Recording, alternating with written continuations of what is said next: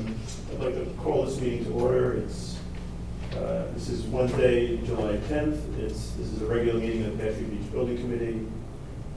Thank you all for coming, and with that, we'll move on to our first order of business, and it's the approval of minutes from the June 19th meeting. I believe those minutes have been circulated. Does everybody have the minutes? We'll see the minutes.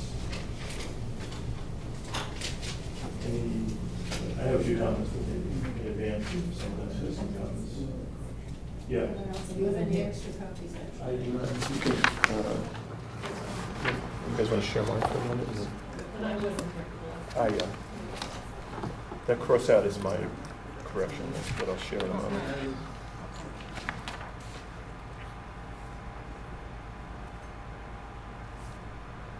I can make a suggestion too, where it says. Yeah, maybe in the meantime, if you like. Is that okay? Yeah, we'll let Martha just. Okay.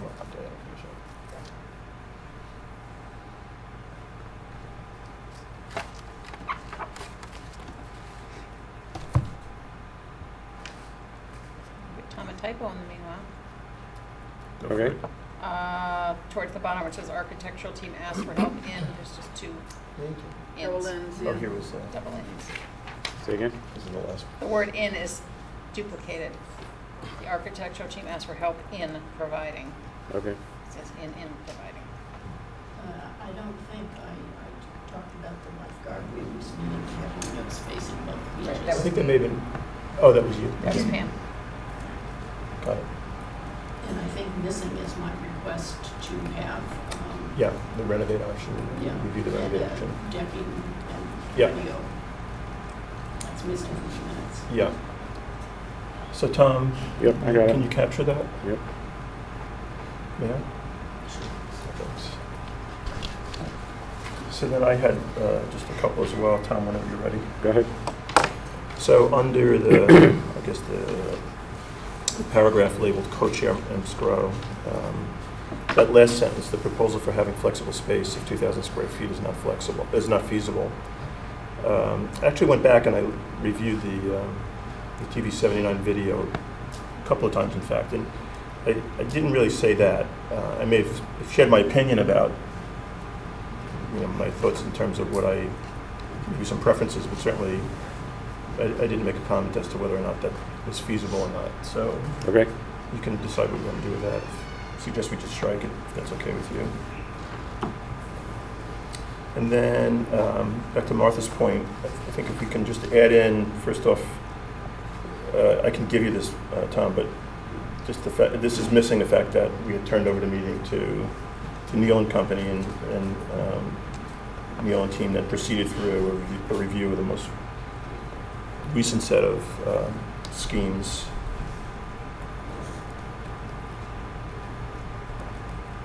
I'll give you Okay. my notes on that, and then Martha's point of the discussion around renovate option and the request, and the Specify the renovations. yeah, and the request that to Neil and team that they come back at this meeting with renovate option. But more so the patio. Yes. decking option Yeah. as opposed to. Yeah. Okay.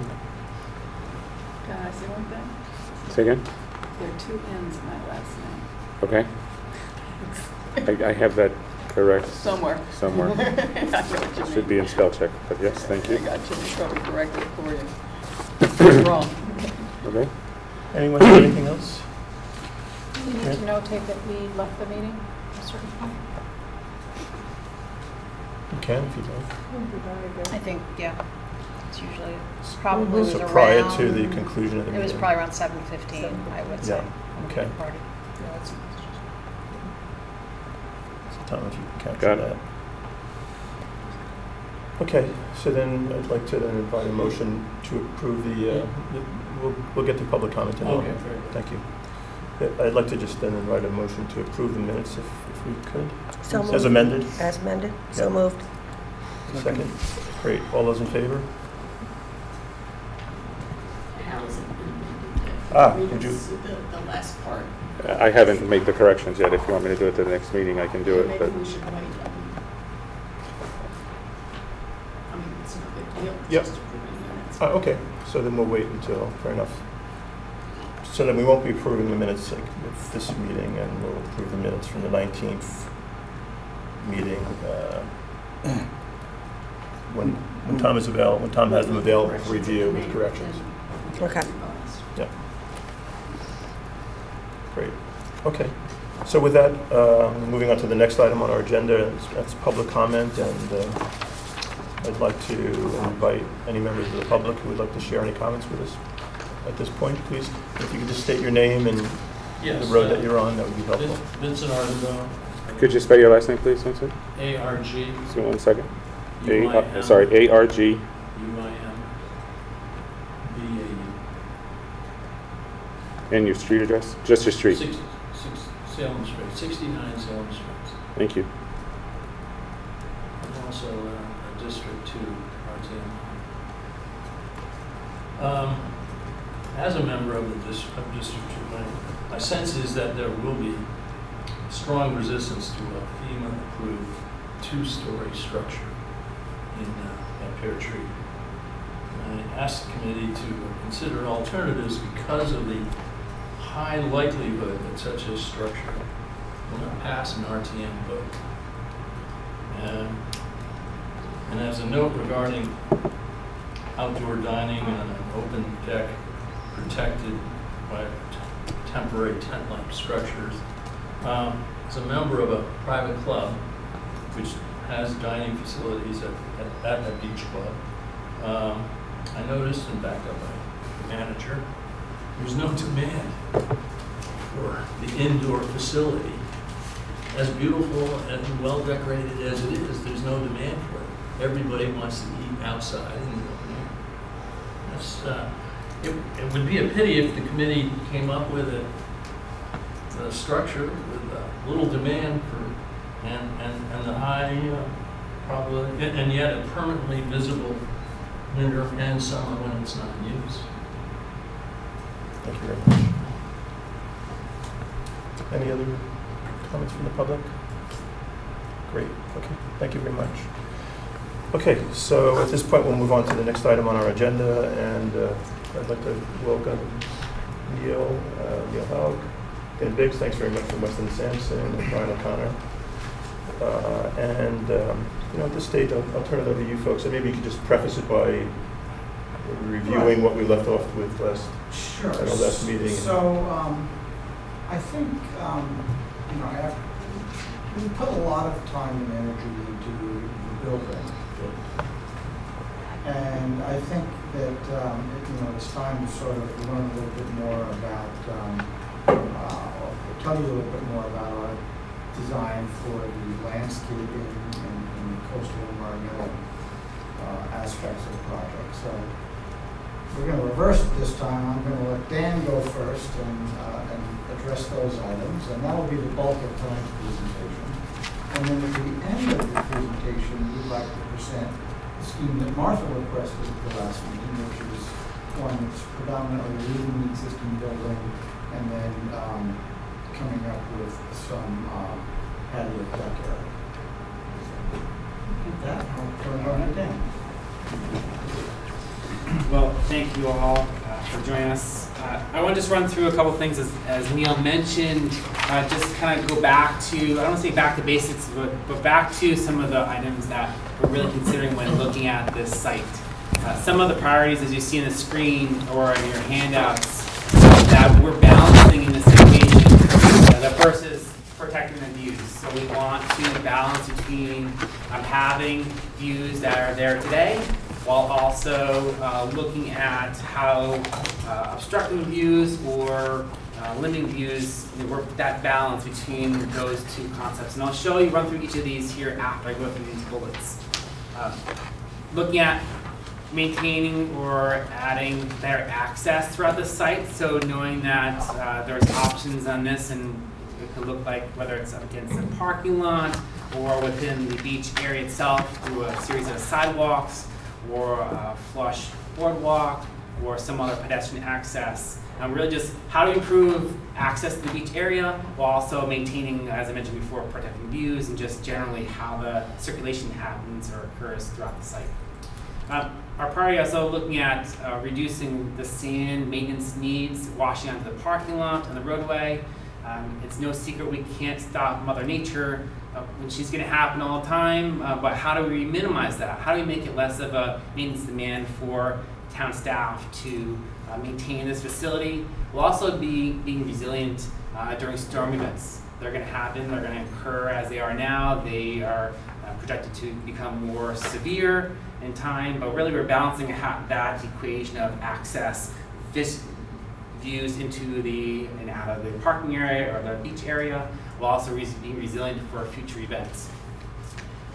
Next, looking at maintaining natural qualities of the beach and park areas. So knowing that beyond the beach surface itself, there are wetland areas that we want to preserve and protect and restore. So how we incorporate that into the overall equation. And finally, the boat launch area. We know that it's not an optimal slope right now, and it needs to be reconstructed just to a functionality standpoint. Looking at that, that's obviously a priority for this project. And as we look at the boat launch, we think about how people maneuver throughout the site, circulation patterns. So it goes in the balance of parking versus circulation for more vehicles and trailers, and that equation working throughout the site. So taking these priorities and key considerations, what you see before you is we'll call approach number 3. It's a modification of the previous couple of concepts you've seen to date, but I'll run through most of the items that are listed on the right-hand side. So starting with the pedestrian circulation, start here at the structure of some sort. So really we're looking at how to provide access to this structure as well as into and out of the park area. So heading, I'll say upstream, looking at providing a sidewalk that is along the existing parking stalls, the nose and parking stalls, between a dune area and the parking area itself. That would connect the structure all the way out to the end down by the boat club area. Being a typical sidewalk, concrete material, and it's buffered by a dune configuration that has been reduced in size as well as in width that you've seen to date. And I'll show you some details about each of these areas in a minute. On the southern side of the parking area, the proposal is to have a flush-mounted boardwalk that would connect from the structure down to a picnic or seating area. So that would be having the dunes on the parking side. So this is actually on the beach side, providing access flush with the existing beach area itself. So that at-grade connectivity really is to provide access throughout the site as well as to into and out of the beach area itself.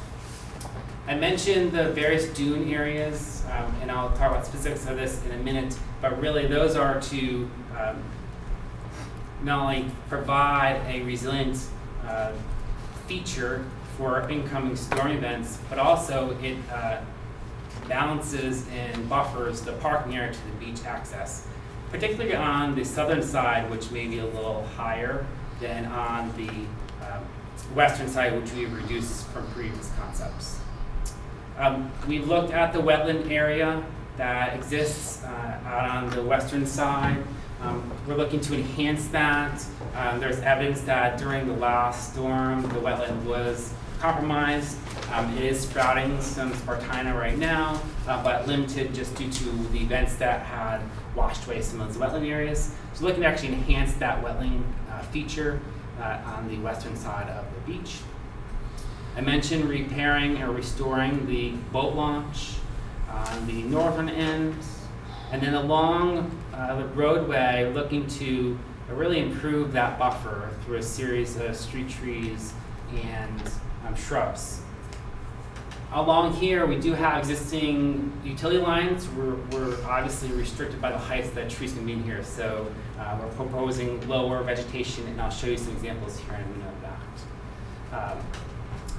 Along the parking lot, we have proposed to resurface the parking lot and then to embed pavers along the parking stalls, which will break up the asphalt area within the overall expanse of the parking lot.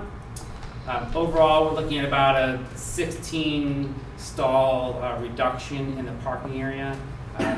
We're trying to balance between providing the sand and dune buffer area here, and the result of not minimizing or reducing the existing beach area. We've actually pushed the parking stalls tighter north, which has reduced a series of stalls along this line of parking here. And also in this process, we'll be looking to provide town compliant stall widths. Currently they're undersized just for current standards of the town. So looking to upgrade that. Finally, I can't really see with the text, but sorry, furnishings and the screen dumpster, which is down along this side here, to maintain dumpster facilities for whatever the structure turns into. This location. So running through some of these details, because I think pictures kind of speak more. But first, you've seen this before, but really looking at the flood and tide mapping throughout the beach area. It's no secret that the flood zone is incorporated of the entire park area, but the mean high water obviously encroaches pretty close to the existing edge of parking lot. And looking at some past historical photos, it does show that there is water that encroaches into the parking lot on occasion, just from what's been documented. So overall, looking at that, we're trying to minimize how much we do encroach into the beach area as much as possible to maintain during a high tide that there is accessibility on either side of that dune structure. So when looking at the dune structure, we went back to really see what could happen and how do we make this balance between providing a feature that is going to be resilient during storm events, but also preserving the view sheds from either walking on the pathway or being in an automobile in the parking lot. The graphic in the upper right-hand corner shows what could be potentially a sight triangle. So in theory, if you were sitting inside of a car at an elevation of about 3.5 feet, and you look straight out, you would look across the top of the dune. Obviously, you can look higher, but naturally, even now, you can't see the bottom of the beach because although it looks flat, it actually goes down a number of feet down towards the water's edge. So by reducing that dune structure, we're allowing users, not if they're in the car or even walking on the sidewalk, you would have a clear view down to as much of the beach as possible. In that picture, where is the sidewalk? The sidewalk is right here. Oh, sorry, I didn't see that. Yeah. Thank you. So that section is drawn from west to east as shown on this black line, going from the water elevation back out to Parachute Point Road. Can I ask you quickly, where did you have the boardwalk on this? That's the concrete mix over here. Is that the concrete walk? So previously, we showed a concept where we had a boardwalk that was flush or within the dune area. We have since removed that from this western section of the parking lot okay, this to is the only western sidewalk. side. Yep. Okay. So the sidewalk extends, if you look at the cursor, basically along the existing asphalt line right here to preserve as much of the beach as possible. So that is the concrete sidewalk in this section. Is there a reason that it's concrete? Is it because it's next to the asphalt or? So it doesn't have, it could be asphalt too, but it would be a hard surface because you have the asphalt basically touching up against it. It gives a stronger base for the parking lot to tie into and also to support what the dune on the backside of dune. So, yeah.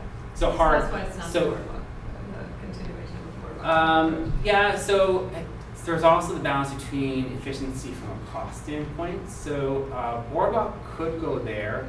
This width is about 5 foot width of a typical sidewalk. Due to the minimal width, concrete or a boardwalk of some size, due to the substructure to create that, the efficiency is just lost because your width is so narrow. Basically, if you get 8 feet or wider, it would be more efficient, but because we reduced the width so much, a standard concrete sidewalk would be more suitable for this condition. Dan, I'm not certain about, what is the function, once again, of the sidewalk? So connecting from the concession building out along the parking lot. So if users arrive in a car, that they get out of the car and the able to walk along the sidewalk or Safely. safely, not walking in the parking lot, or to access to the beach side of the dunes. Okay, because I thought a moment ago, there may have been an aspect of it that was kind of functioning to Yeah, kind of undergird the dunes. It doesn't sound like that, or to support the dunes. So it's really, No. it's purely for pedestrians. Pedestrian access, correct, Got yes. it. Yeah. And the boardwalk, function of the boardwalk simply for pedestrian access? Pedestrian access, correct, yes. And that would be on the water side, and I'll show you a graphic here in a minute, but there'd be parking lot, dunes, and then boardwalk, connecting east-west from concession structure to the eating picnic area. Yes, the edge of the parking lot there. Is that where the Yes. edge of the parking lot is now, or is it, have you moved it back? a little? We have not shifted the edge of the parking lot to date. So The it's, western side, you did on the southern side. on the southern side we did, yes. On the western side, we did not shift that parking, primarily because if we move it, you're gonna lose a whole line of stalls. You can't shift towards the road. You'd have to go sideways instead. Yeah, of you either gain 20 feet or you don't should move it at all, more or less. So. but, excuse me, I thought you said that one of the functions of the concrete sidewalk was to tie in the asphalt, but also to hold back the sand on the dune. It's Is that a adjacent. structural? It's adjacent dunes. It's not structurally to hold the dunes back. Oh, No. okay. Sorry. And that, the concrete sidewalk, it ties into the sidewalk that's at the end, where the boat club is? Is it tying down there somewhere? That's intent. Yes. And is that a concrete sidewalk as well? Or is that? The club doesn't, I mean, the boat club has a concrete sidewalk inside their gate. Right, Right. but this is But gonna that's- sort of lead down towards that, and that one's concrete, right? I'm just Yes. trying to think of the aesthetic. Yes, it is concrete. Yeah, And just to clarify again, the width of the sidewalk is 5 feet. 5 foot? 5 foot. Yeah. And the width of the dune is how much? With the dune, I think we have 8 feet wide at the base, and then It looks like 10 feet. sorry, 10 feet wide at the base, and I think about 3 feet, 4 feet at the top. So 10 foot wide at And the I'll base. talk more about the dune here in a minute. Okay. And it looks like it's 3 feet high, is that right? Yes. 3 feet. For the one on the west, and then the one on the south side, I guess. Dan, you'll have to guide us and let us know at what point you'd like us to give you feedback on this, I guess, aside from just the kind of Q&A that we're going through. So just let us know. It rolls off through your mind. It's good to. Well, yeah. you may want to kind of keep a thread going here before we get to that, so. So I wanted to kind of touch upon it. There's been a lot of questions about dunes, sand dunes, and hasn't really come up recently, but there's an old mentality or older thought process of providing a hard structure, and that keeps water out, and that protects our properties. But looking at how ecology is with the wave dynamics, a hard surface is actually bad. It may protect the side of us, but across the harbor, across the waterway, all those wave action actually reverberates back, and then it causes more damage elsewhere within the harbor. So the best solution is to have a sand dune. And sand dunes not only provide a feature, but they absorb the energy. So when a wave action comes in during any of the storms or even a high tide possibly, that energy is absorbed and then slowly is released out. There's no secret that any dune that's going to happen will have to have some maintenance involved. There's going to be wind or a storm that's going to blow some sand into the parking lot. It's going to happen. You'd be lying to you if I told you it wouldn't happen. But what it does is that need to clean up the sand is going to be a lot less than simply as a storm comes in and carries all the sand up. Every storm comes across the parking lot. That's maintained. So it reduces the frequency that maintenance has to happen. And also by adding in vegetation, it also secures and anchors the dunes, stabilizes them even more. So even from documentation from UConn's document hazard guide for coastal property owners in the NRCS guide for dunes is that these are natural solutions to absorbing energy and to protecting resource areas. Do they also prevent erosion, or? So during a severe storm event, that will come in and erode the beach itself. these are taking in the energy and carrying the sand up and down. So it's overall a better way to deal with than having the water come and crash that may erode around a hard structure to get around into the parking area. So it's all about the energy of the waves that come in, and the sand is a natural resistance or energy absorber of those energies. How much wave action do you think we actually get here? I mean, maybe in a hurricane, but otherwise it's basically a tide. Yeah, the natural tide is it's a natural creep up into the beach area.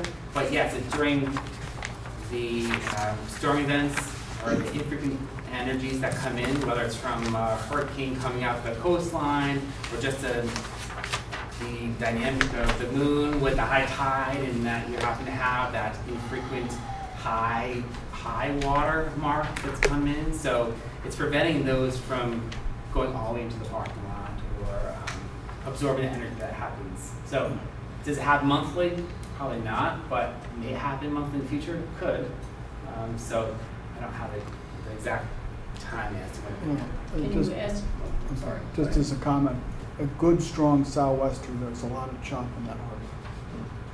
We saw it a couple of 2 weeks. weeks ago, that was unbelievable. 2 weeks ago was, So that's Sunday storm. I was in the harbor, it was yeah. unbelievable. So was I was right behind you. It didn't flood the beach. No, because it was a south wind, it blew it all out. Right. Currently getting versus the install of these dunes, what kind of a reduction we'll get? I'll have to look into that and see as to how much sand is actually coming into the parking area specifically. Just to see the frequency. I cover Pam on maintenance needs.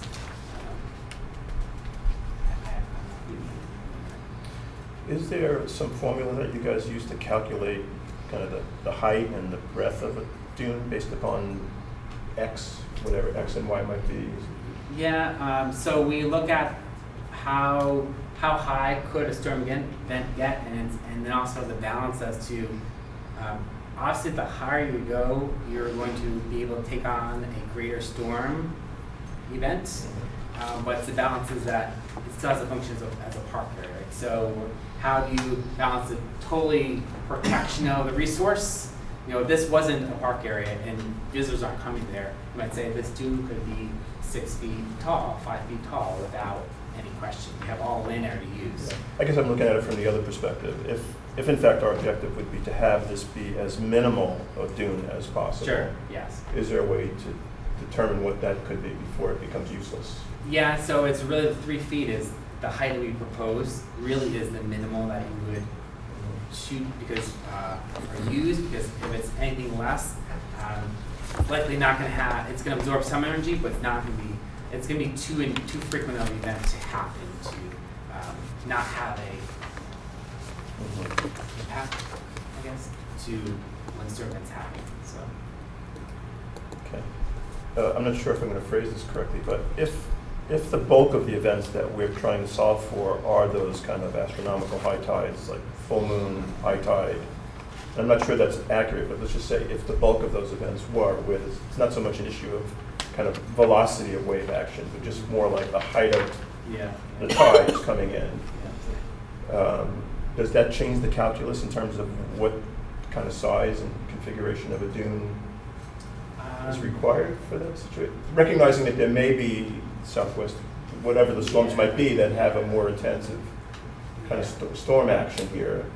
And if those are X number of times a year, then maybe we still have to deal with cleaning some sand off the beach. But the trade-off is that we're dealing with a dune structure that's not as obtrusive, maybe, or as significant. Yeah. You follow my question? Mostly, yeah. So, So just trying to understand, like, how do we determine, like, what the optimal dune size is Sure. for the circumstances at that beach? Yeah. So, Because this beach is not like every other beach, right? correct. One of our first concepts we proposed, I believe, was a 5 foot tall or dune area, dune structure. That's what would be most suitable for this condition. If we were simply looking at what we anticipate from a storm event, how high a storm could possibly get there, and what could absorb the energy the best. Now, as we're looking at the width is limited, parking lots being reduced to the parking stalls. We're trying to maintain as much of the beach as possible, and also still have it as a feature that can absorb the energy and have impact to protect resources. We're down to the minimum right now at a 3-foot height, which obviously results in the width being reduced as well, so you have more beach area to be usable. Okay. So, And what was the reasoning to need a 4 foot on the one end and a 3 foot on the other? the 4 feet on On the south end of the beach, the dunes are higher there, right? And Yes, so we have more space there, so there's more beach frontage, and we have the ability to shift that parking stall more, because we lose about 16 stalls cumulatively. You can move in 10-foot increments more than losing a whole line of stalls at a 20-foot increment towards Pear Tree Point Road. So ability to shift, and also that we can use more base area to get higher mound on the dune.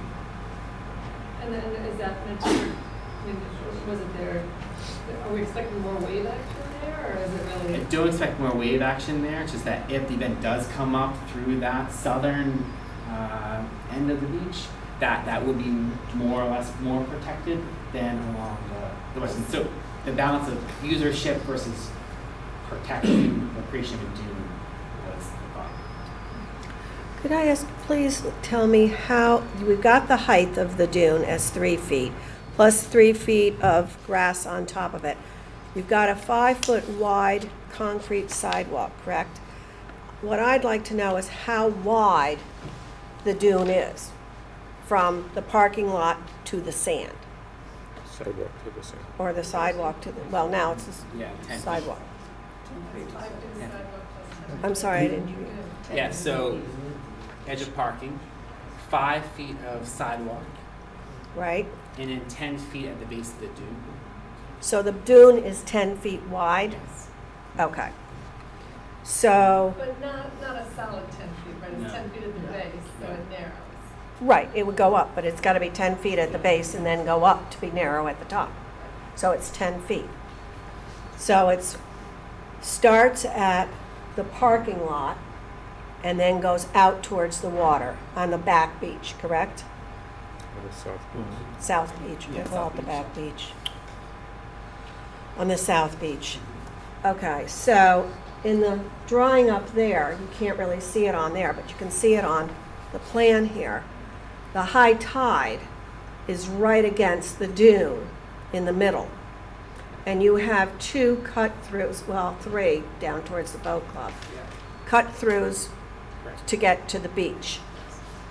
So people would have to cross the sidewalk or the concrete walkway and the 10 feet of the width of the dune, and there is no beach left at high tide. There's no concrete sidewalk down on the south beach. Well, it's right here.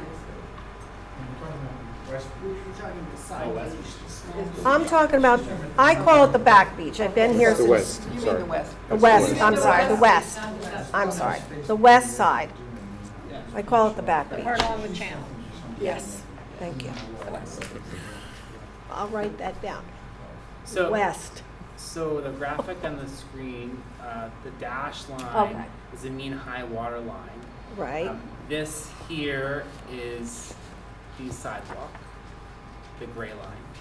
And these mounds here are the dunes. okay.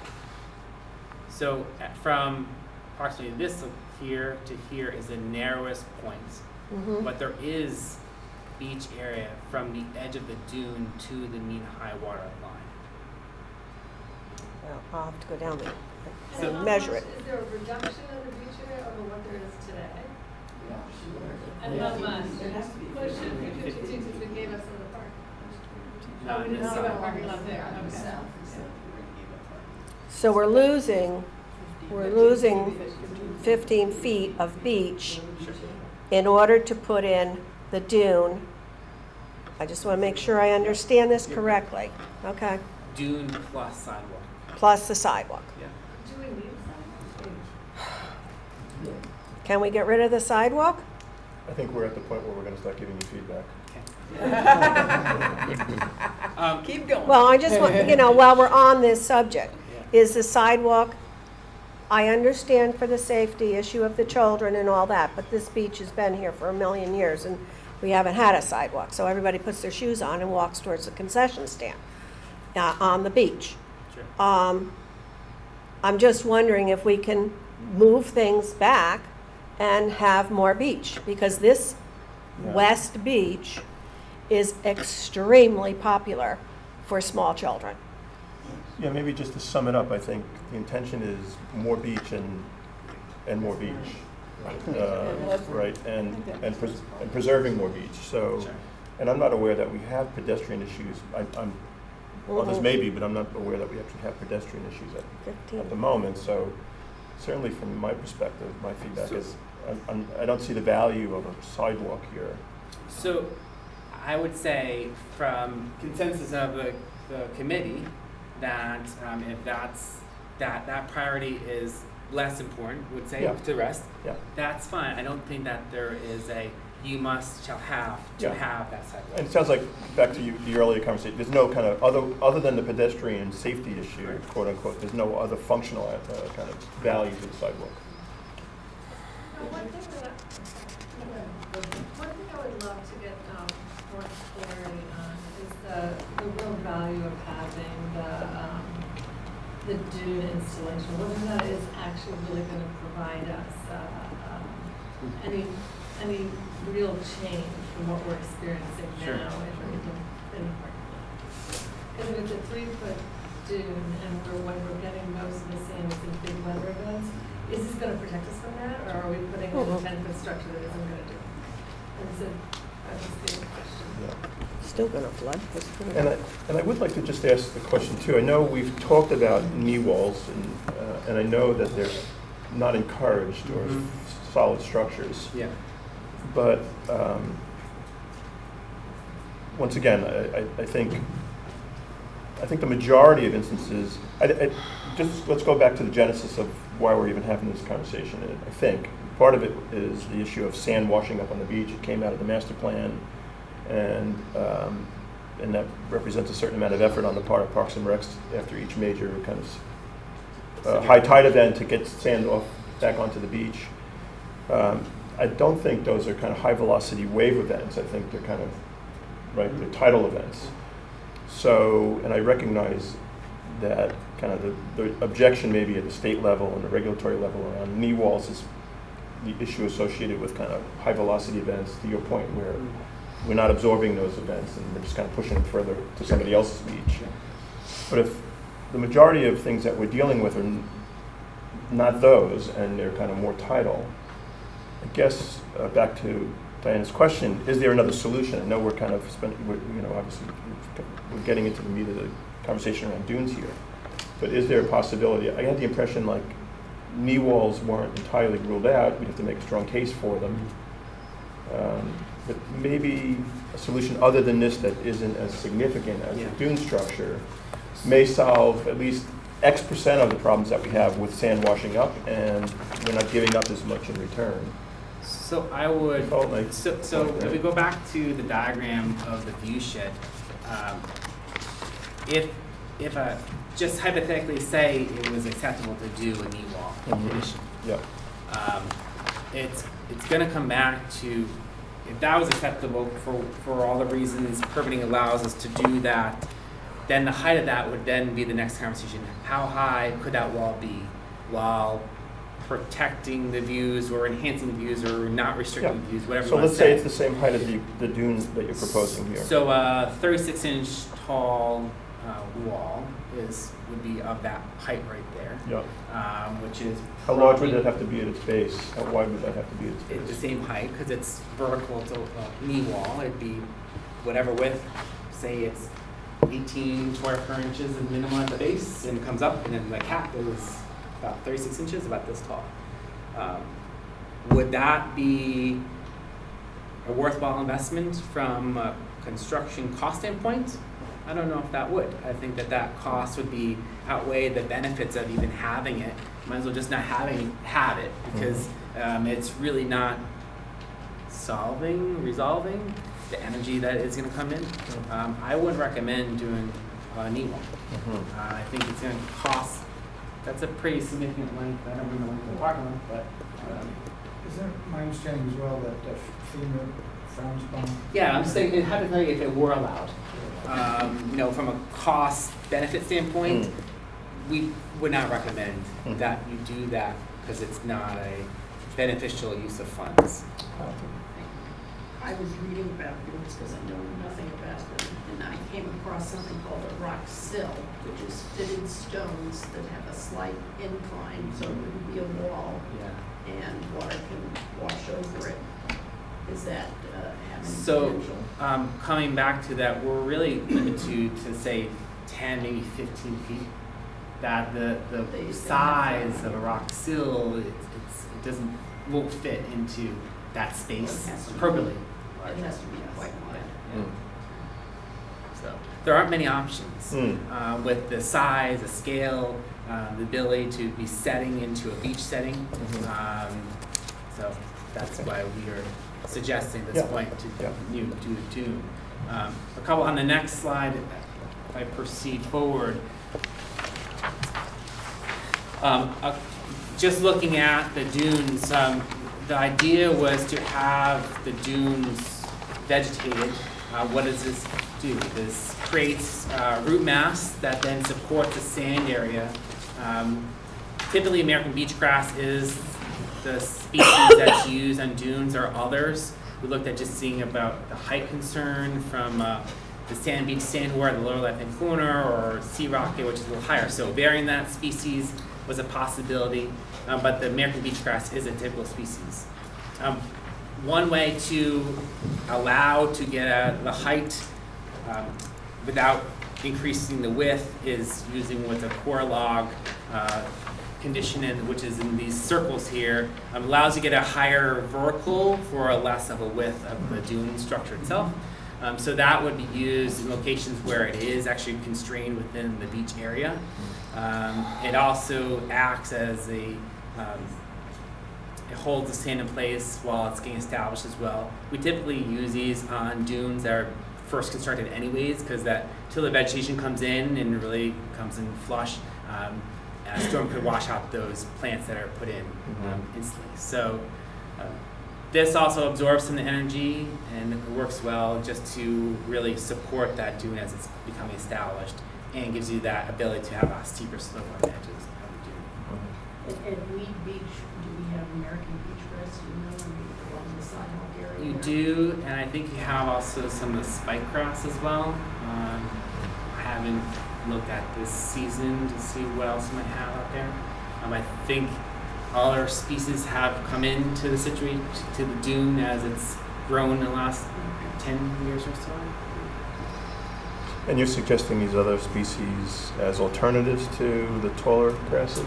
No, that they would be supplements. So there was concern of visibility through the dunes and how high would this beach grass be. So if the beach grass is at the base, it gets about 24 to 36 inches. That is at the height of the sand mound, and then the beach sandwort could be at the top that's 6 to 8 inches tall. So you minimize how high some locations the species would block that potential view. Was a thought. So we're not there yet in terms of designing any of the layouts of these, but it's placing these strategically and naturally. Mother Nature is going to grow and expand these species where they're most fitting in time. So the idea is to get it in there so we can preserve the views through these dune spaces. Do we have these tubes at Weed Beach? You may have had them a while back, but they degrade over time. They're core logs. They're actually filled with sand, and the core degrades. So if I remember back to when that project was done, I don't think you had many of them, maybe during initial stabilization of the dunes, but you wouldn't see them now. I have a different question about dunes. So today we don't have this type of structure, and I recognize we have it at something similar at Weed Beach, but from a physics perspective, once you put this in here, is there the possibility of kind of the unintended consequence of, with that wave action now kind of bouncing up here, that sand on the beach actually gets washed off of the beach into the sound?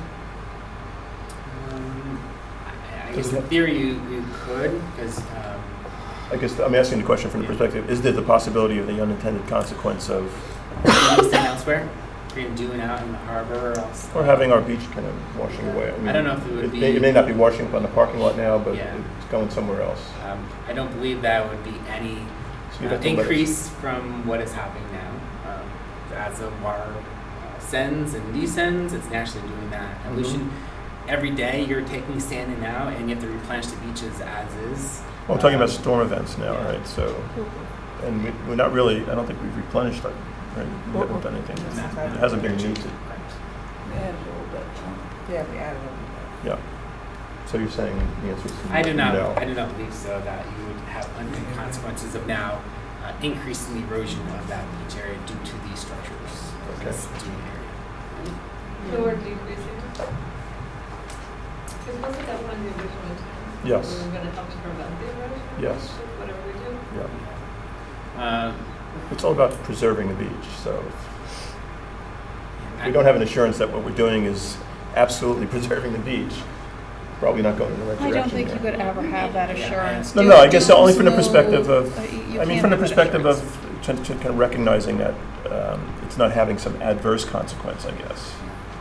we went back and looked at some of the historical aerials of the beach from like the last 15, 20 years, and the edge of the beach has more or less stayed the same. Yep. It's evolved a couple of years up, a couple of years down, just due to whatever the occurrence is, or possibly when the photo was taken. Yeah. So I think this would have unintended negative consequences to the beach. I do not believe so. No, I would think there's probably a clear answer to it, so I mean, just come back to us. And just, But dunes are constantly evolving. They Our are, yes. basis, the wind and the Yes, water, and naturally. so Yep.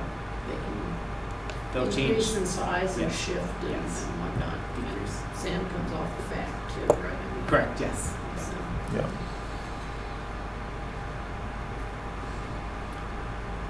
Mark? Is it clear to us what would happen if we left the beach the way it is and let nature take its course?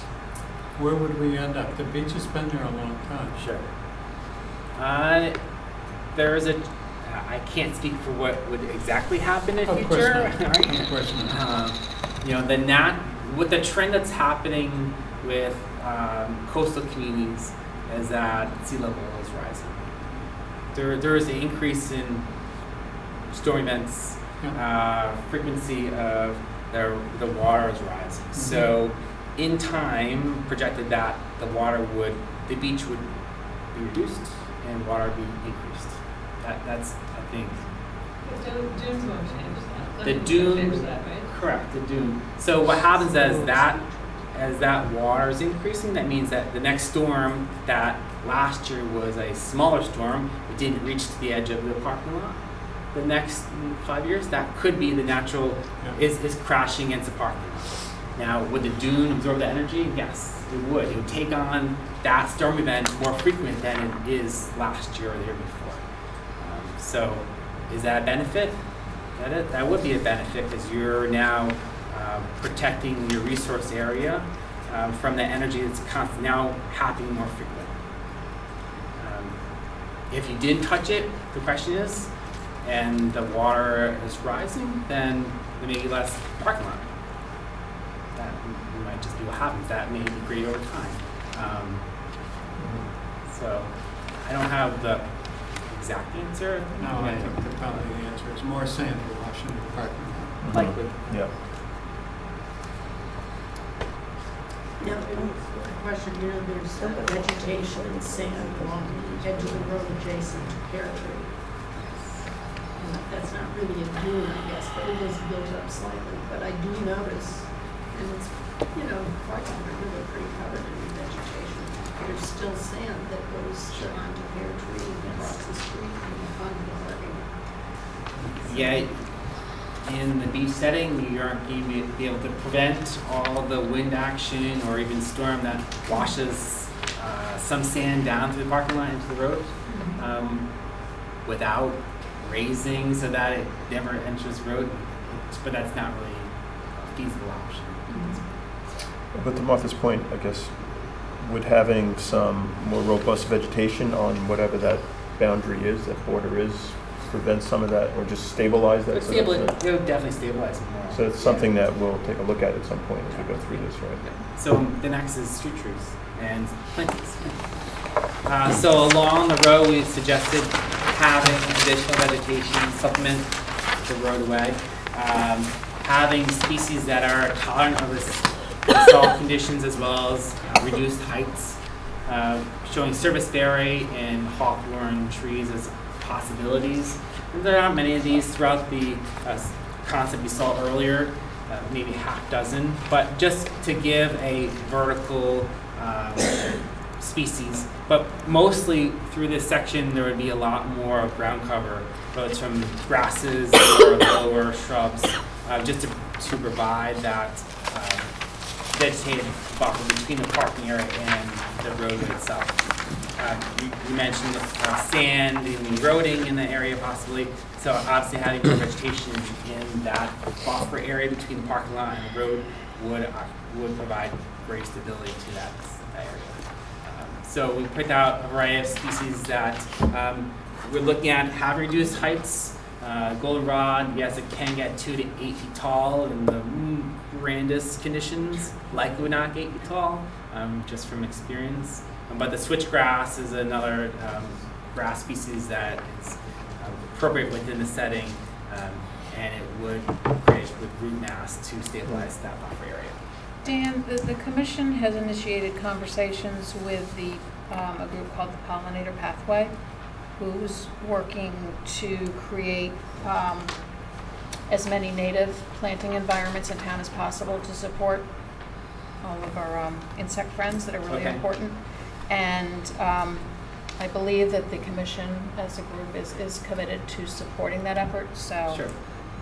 We would certainly have an interest in making sure that we are utilizing at least some plantings. I don't think their intent is that it has to be every planting, but that absolutely there are at least some plantings that would support the pollinators, and they're considered native. And they are more than helpful and have lists of what falls on the list and what doesn't, but the commission is really committed to that. You can definitely incorporate them in. While we're on trees, well, if you go back to the first picture that you had of the whole area, you don't have any trees on the south beach.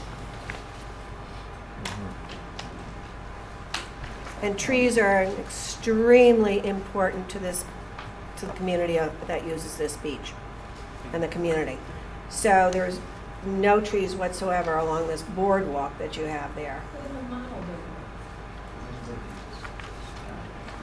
And the trees that are there now are not on this diagram.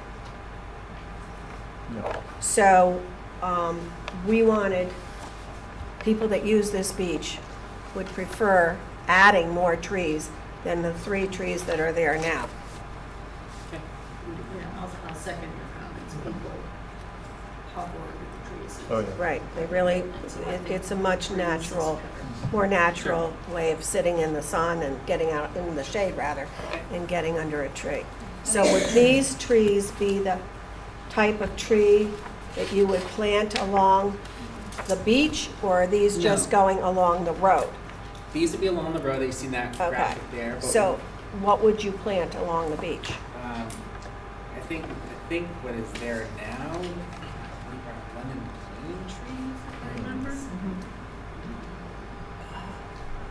What's the name of it? It's a deciduous tree. I don't recall Right. offhand what is there, but would have some very I think similar to they're what's there. sycamores? Sycamore trees, I think they are. And Pam, didn't the tree conservancy, Right, they're waiting. they're waiting. They're- They're yeah. waiting to put trees in, and we Right. just had to hold them off. I know, we need to get that. But But we- there should go more trees in the existing picnic area, not too Yeah, that's true.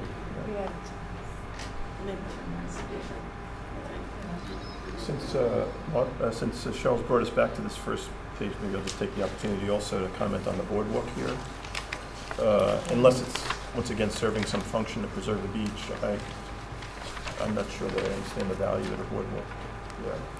I mean, I understand the value of a boardwalk, but I think in this setting, I think we'd prefer more beach than boardwalk. don't know how other As a folks. counterpoint, it would provide an opportunity to people who cannot access the sand to at least get on or over the beach. Good So point. in front of the dunes there, before the dunes start. Good point. Well, on that, so you, on this diagram, then you still have a concrete walk against the parking area, then the dune, then the boardwalk?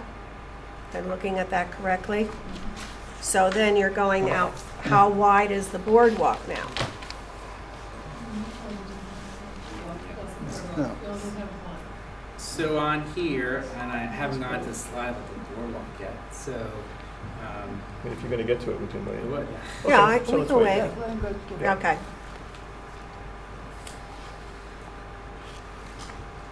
It's a good point on the ADA accessibility Yep. to the beach. Well, before we leave dunes on the South Beach, then, what is the width of the dune still as it is on the West Beach? Yeah, I think it would vary between 10 and 12 feet. And that 5 foot walkway, The sidewalk along the so south. yeah, the sidewalk that- was 5 feet, and then the boardwalk was about 8 feet wide. So it's 20, about 20 feet before you get to the sand. Correct.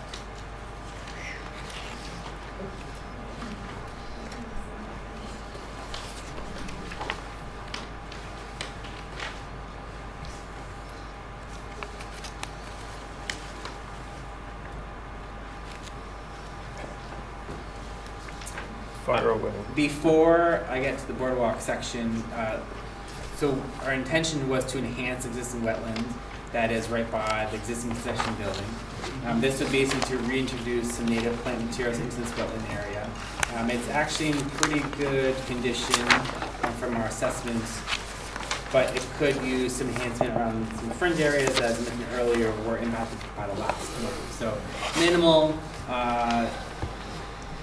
cost associated with benefiting this wetland area, but it would actually enhance the existing wetlands feature that's there now.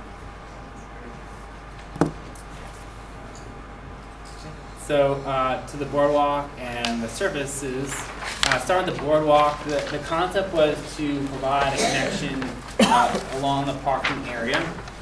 Boardwalk specifically would be likely out of concrete or wood. The benefits of concrete are that the material can resist storm events a lot better than a wood product could. From a constructability standpoint, wood is very common as we have on our decks or other walking surfaces. They weather very differently, where we know that the downside of wood is that it does dry out, it will splinter, there'll be higher maintenance needs. Concrete would have minimal to no maintenance associated with it, but there's a higher cost to doing a concrete boardwalk feature. Providing this connection from the concession building out along the parking area would provide an accessible route for users to get from the concession building out to the picnic area or even onto the beach surface itself. There is usually that demand you see here where the people's feet, that is flush with the existing beach area. So seeing this as one flat surface will provide that access to the beach area itself. On the paver side, the idea was to break up the parking area, the expansive asphalt, by introducing pavers into the parking stalls. This is more from an aesthetic standpoint, just breaking up that pavement area, and would basically provide to a variety of colors or style options to enhance the parking area as much as you can enhance the parking area, just for perspective. I thought we had a discussion when we were talking about pavers or tiles, that they would get filled with sand and or other stuff, and it wasn't necessarily a viable option, or is that your next page? No, so these would not be permeable pavers. So I think the conversation was about if pavers could be permeable from a like a gravel pave or just a sand infill. Over time, those are going to silt in and basically function as standard pavers, which are not non-permeable. So we're not recommending having a permeable surface at this point. So it's using standard pavers that they're dry laid, but you don't run the risk of them lining off and not functioning as originally intended to have a water filtration surface.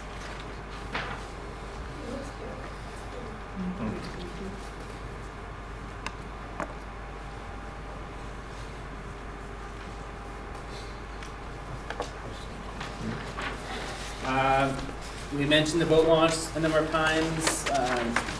Went back and reconfirmed the boat launch is about a 6 to 7% slope currently, and it's recommended to be about 12 to 15%. Slope? 6 to 7. To be that a functional boat launch. So that will be reconstructed to the proposed. We're not sure the slope is at this point. We haven't designed it, but that would basically be pulled out in place and made more accessible for boat launching. Now that 6 to 7%, is that you actually, I don't know what you call it, those shots of Yeah. because that's shockingly, it wasn't constructed all that long ago. I'm Yeah. surprised it Yeah. was done so poorly. Yeah, I wasn't involved in that project ways back, but There's some history there, but There's some we don't need to history. get there. Because I know it was even rechecked supposedly. so we have, the town provides us with a survey of the entire site, and we calculated what that slope is based on the survey that was done just this past winter. So the numbers aren't lying, and we checked it, double checked it just to see what it was. So, but that'd be constructed in place. And in your discussion, the other issue there, it needs to, the end of the boat ramp needs to be dredged. Correct. Yes. And is that an ongoing thing, the dredging, or when you dredge it once? It's ongoing. It's somewhat ongoing, but since I've been the harbor master, we've surveyed twice, and the main channel from the Coast Guard buoys to just short of the boat ramp haven't really filled in a lot. There's a couple of spots on the cross channel between the east-west side, but even at dead low tide, boats can go from the Darien Boat Club all the way around, from the buoys, Coast Guard buoys, all the way around and to almost the boat ramp at low tide. Twice, we've done the survey twice, so over the last 6 years. So the thought then being that once it's dredged. Once it's dredged, it shouldn't silt a whole lot.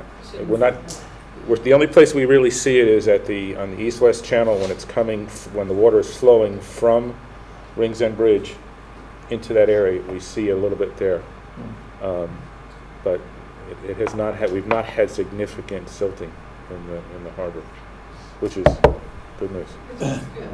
Yes. I don't know enough about dredging, but if you're dredging way below where you usually do, you wouldn't expect additional silting.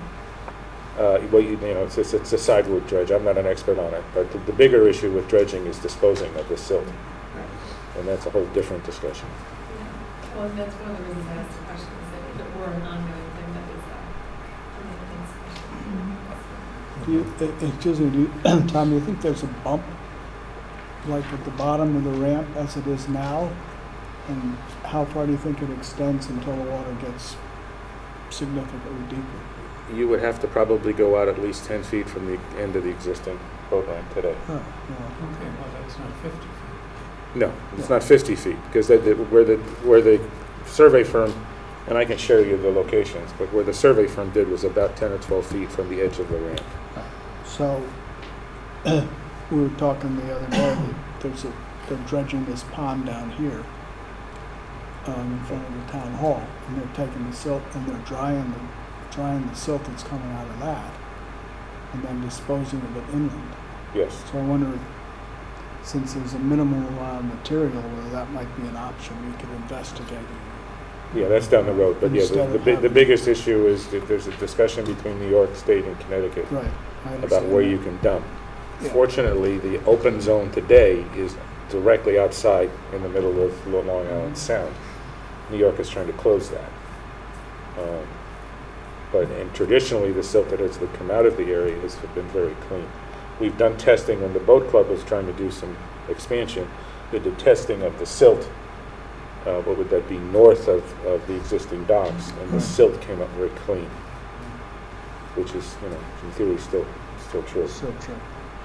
We were going to look into, or somebody was going to look into a maintenance dredging permit rather than a new permit? We would be doing, as I understand the rules, the boat club, the ramp, the town ramp would be maintenance, and any maintenance that the town would do in that channel I referred to as all maintenance. We're not dredging a new bed.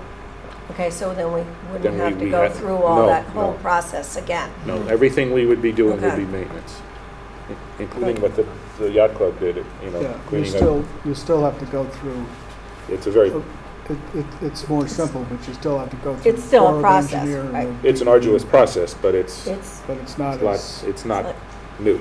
It's not net new. It's not as long a process Yes, as a correct. new dredging would be.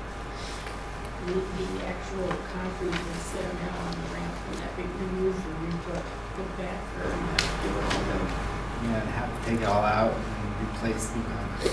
It has to be moved, you can't use some of those over there. I will have to look at closer. I'm not optimistic, but I'll defer to the engineers who work with design. Would the pilings stay and the walk dock along the side? I couldn't hear what Martha asked. She was asking about can you reuse that concrete surface Oh, of the ramp yeah. itself, and likely probably not, maybe portions of it. Would the piling stay? I would have to think that you probably could. The dock, I believe, can be removed during construction, so Mhm. that would be retained. But not knowing, I haven't looked close enough to see how the pilings are relative to Yeah. that ramp. I don't know. they would have to come out. The ramp would have to come The out. ramp and the pilings and the dock would all have to come out in order to reconstruct, because you gotta reconstruct the bulkheads on both sides of it. But putting pilings Bulkheads back in is too? not a big deal. You think we have to do the bulkheads too on each side? I think if you look at the history, the reason that the ramp doesn't slope is because in order to make it slope properly, they would have had to reconstruct those bulkheads on either side. They're not sufficiently deep. To Jim. And that, I believe, is the story behind the slope on the ramp. I know, some issues, poor issues. But again, it's something that needs to be done to make the boat ramp functional. Mhm. There's no question about it, And pilings are nickel and dime. compared to the rest of the Compared stuff. to the rest of it. Yeah, Do we want to move along? I'm guessing we'll probably end up spending a lot of time on the boat ramp. at some Okay. point. I'd just like to make a comment. I like the idea of that sidewalk. I don't like the idea of people with little kids and all their beach equipment and everything.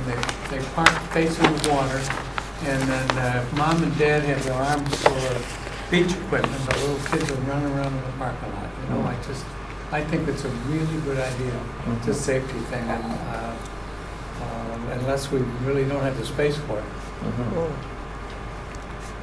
I kind of agree, I agree with what you're saying. I think, I do like the idea of the sidewalk.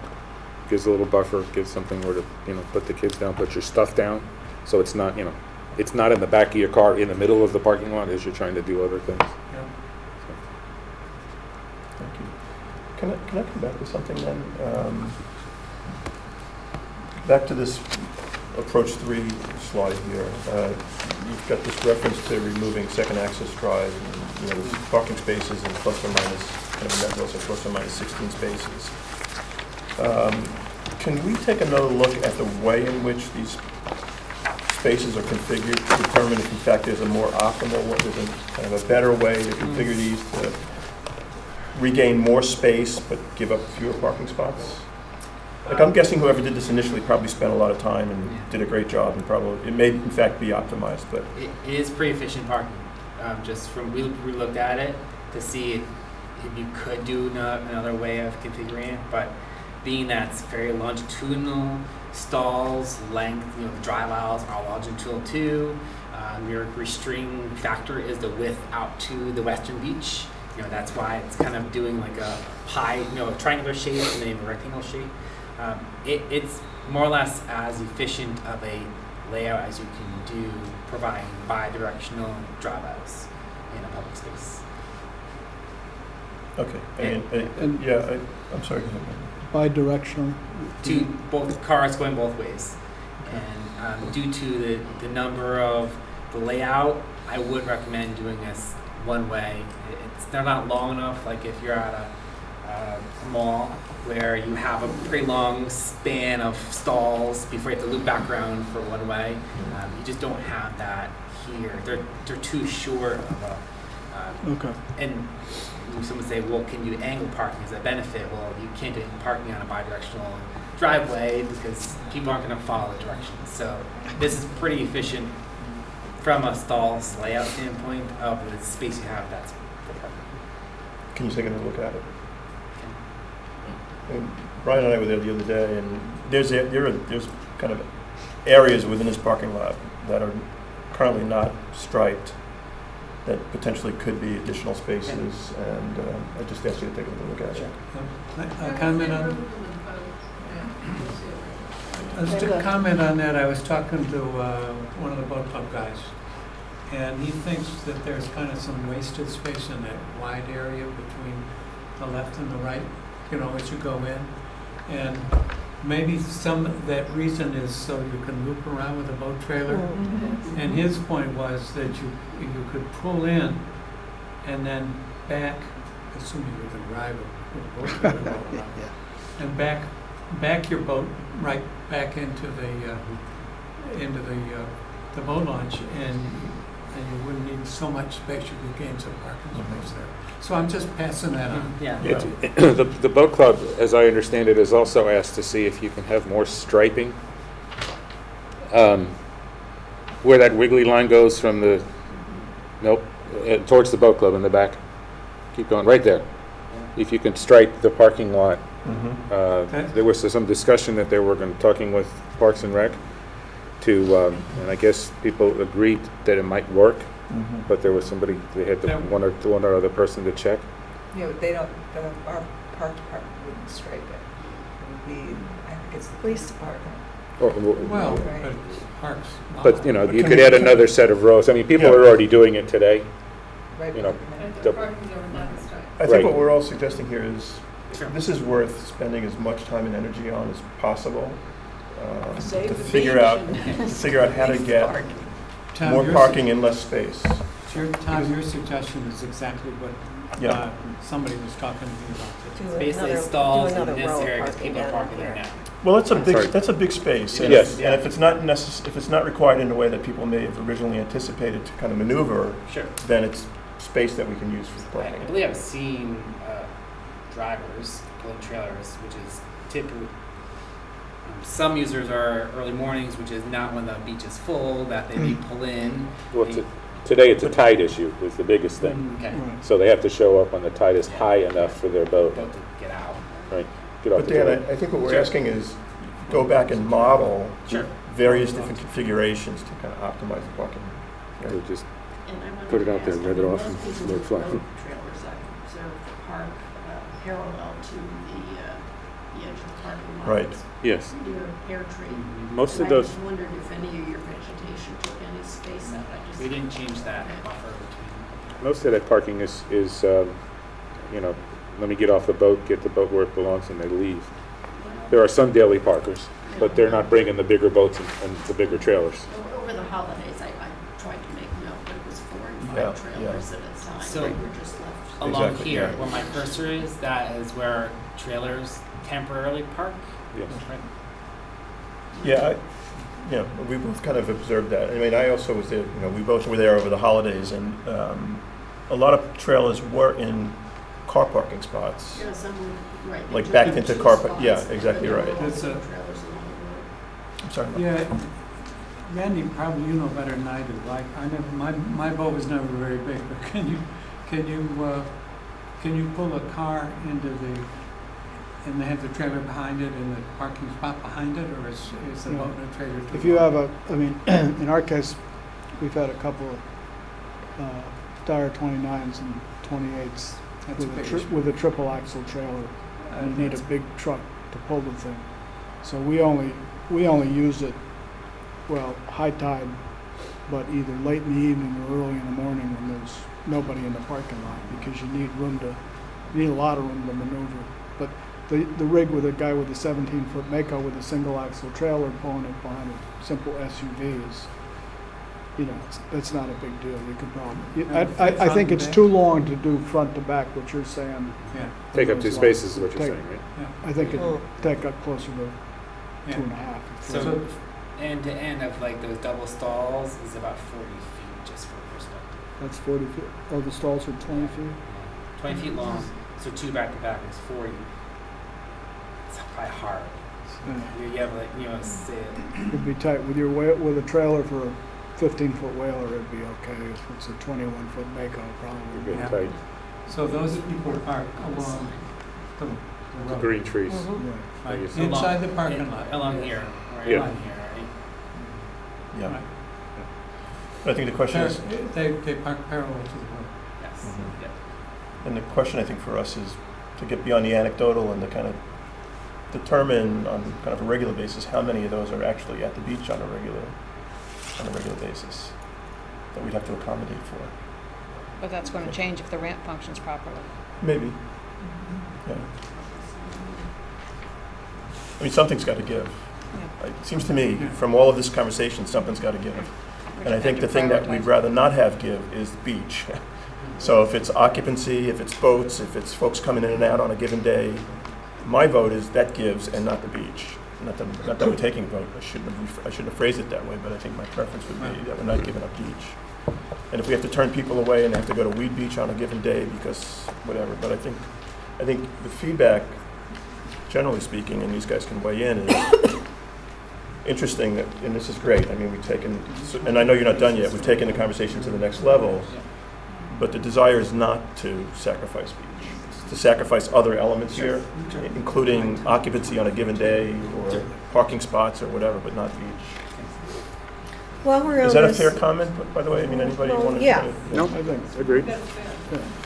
while we're on this slide, we lost 16 parking spaces, but I'd also like to know, what are these gray Triangles? triangles? Yeah. So- Triangles there.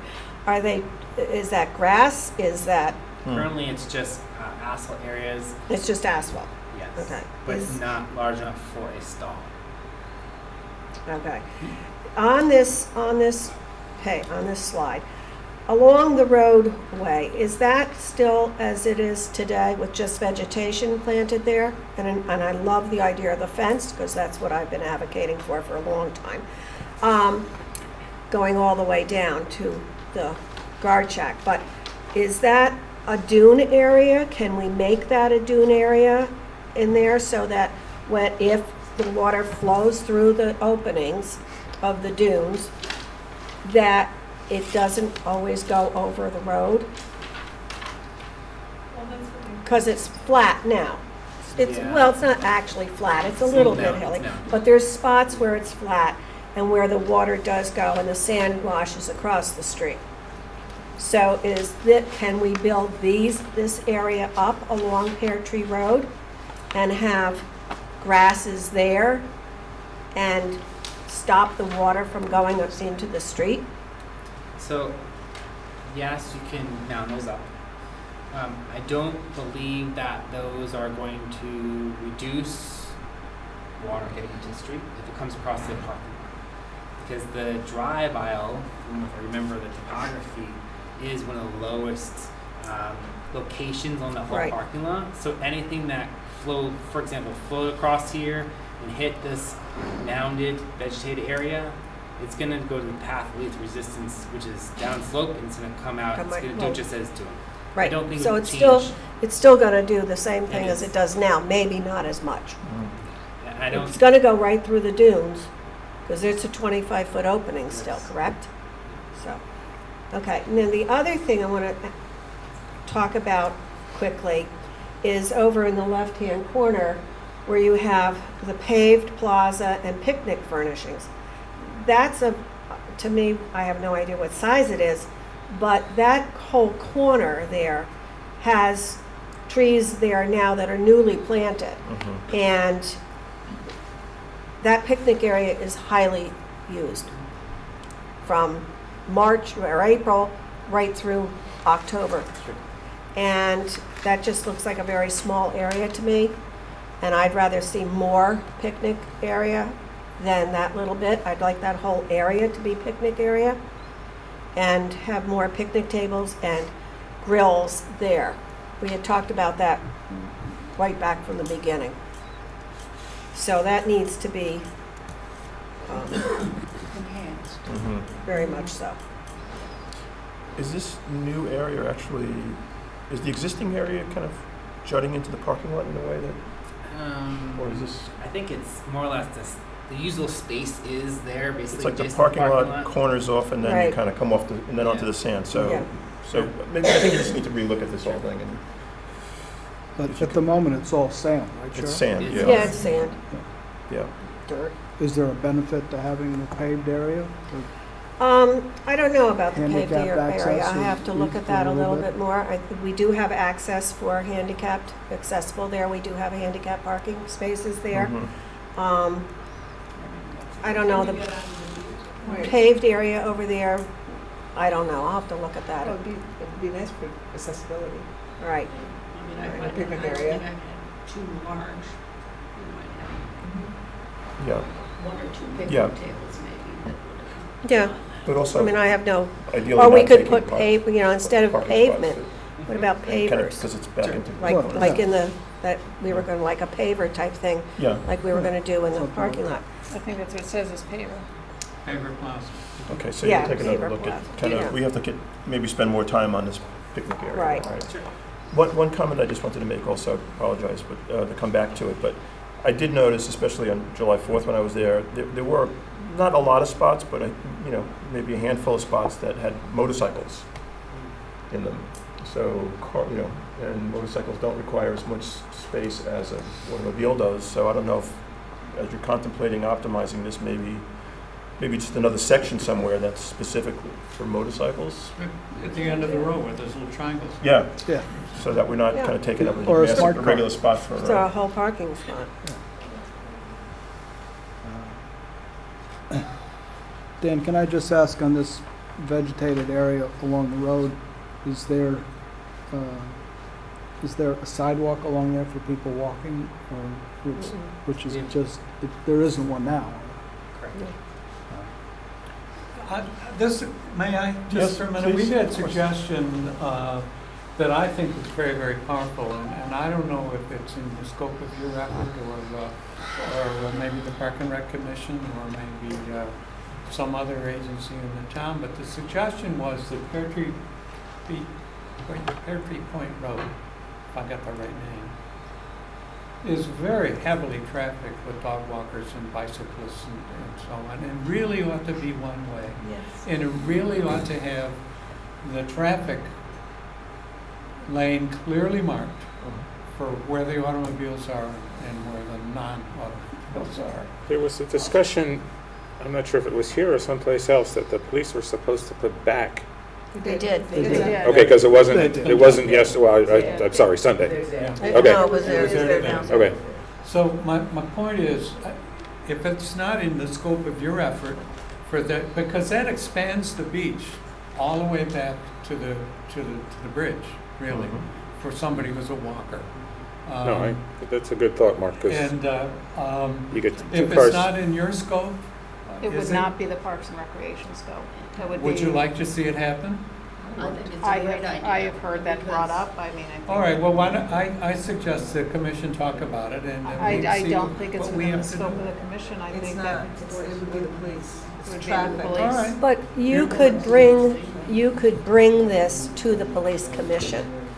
You could be put on their agenda and asked to speak to them about making this a one-way. I mean, you'd have to talk to your commission The first. commission, I wouldn't do that. I mean, I think, again, that has a huge neighbor impact. And I wouldn't be so presumptuous to, I mean, the neighbors, Well, I mean, I think it would be enthusiastically supported by Maybe it people would, who but think I it's a think huge that the people that pedestrian- live closer to the Rings End Bridge, if they have to come out of their driveways and make a right-hand turn and go all the way around the Left loop, hand. And Left I'm hand not drive. saying it'd be easy to It's- accomplish, but the person that made the suggestion suggestion Okay. is talk. But that's a police department I have heard that thing. flow. Can we do this? Can we It table hasn't it for the merited, moment, but- and maybe offline, we can just Yeah. explore it a bit more, but It's a thanks traffic for thing. bringing it up. I do- kicked a hornet's nest. No, no, well, it's been brought up before, and I think there are at least a few neighbors that have brought it up, but. I do have one more concern about this, on this slide, is the boardwalk. I understand what Lori said about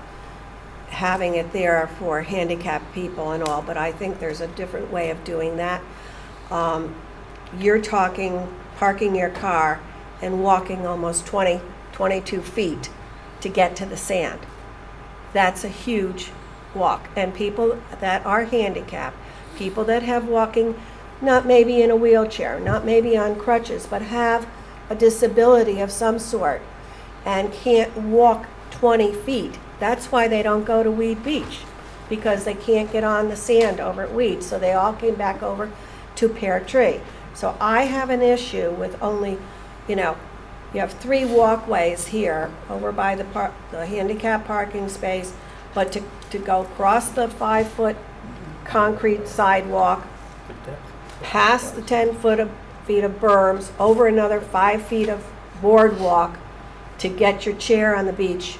I know people that just can't do that.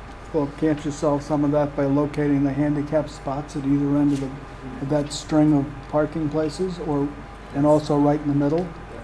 Mhm. You mean by eliminating the dune and eliminating the concrete and? No, Cheryl, I think No, what Randy's saying is, Where? I'm sorry. At go ahead. either end of the Beach, string of parking there, right?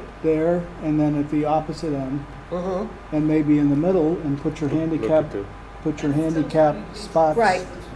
right there. So it's almost immediate access to where the boardwalk is.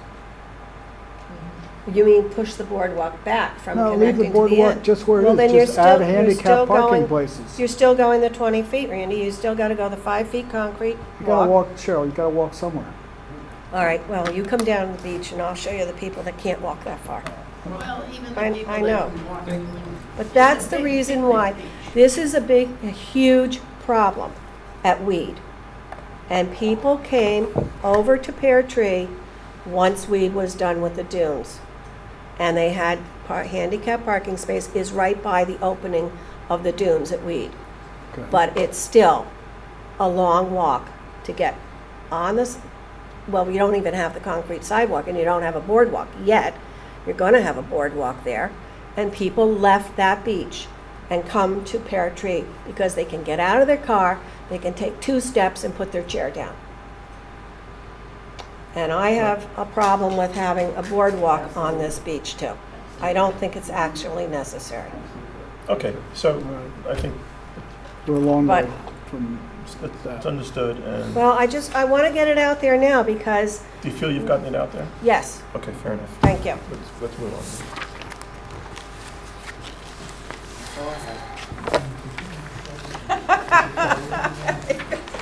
I think though you should take it, maybe ask us all around, I mean, who's yeah. in favor of the boardwalk and who isn't, because. Well, what I'd like to- he doesn't know. Well, what I'd like to suggest is, now that Dan is finished, that we go around the table and ask some of the members of the committee to kind of share their thoughts on Dan's presentation. Is Dan done his presentation? Yeah, so He's just it said was he's for done. Tom's questions. I did pull aerials. Wait, hold on. I'm sorry, I didn't understand the There question. were just a lot more pages here. There's a couple more slides of aerials that I pulled. I'm sorry, I just thought you for- said you were done. Just for conversation, if Oh, yeah. it's useful just to show the edge. Yeah, okay. Right, so starting, Mark picture. going back Mark to in there. clear aerials Mm-hmm. 2006, just for perspective of October Mm-hmm. 2006. And evolution back in 2013, water was really high. So That's a high tide. Yeah, high I mean, tide may have been recent storms, seeing the water, Excuse me, may I point something out? Since I'm right here. This is water. That's where the drain is. Mhm. So that's what happens a fair amount of the time, is that there is some water in the parking lot temporarily as the tide comes up and it moves back out again. And I just noticed you could kind of see it there. And what happens is people drive around it.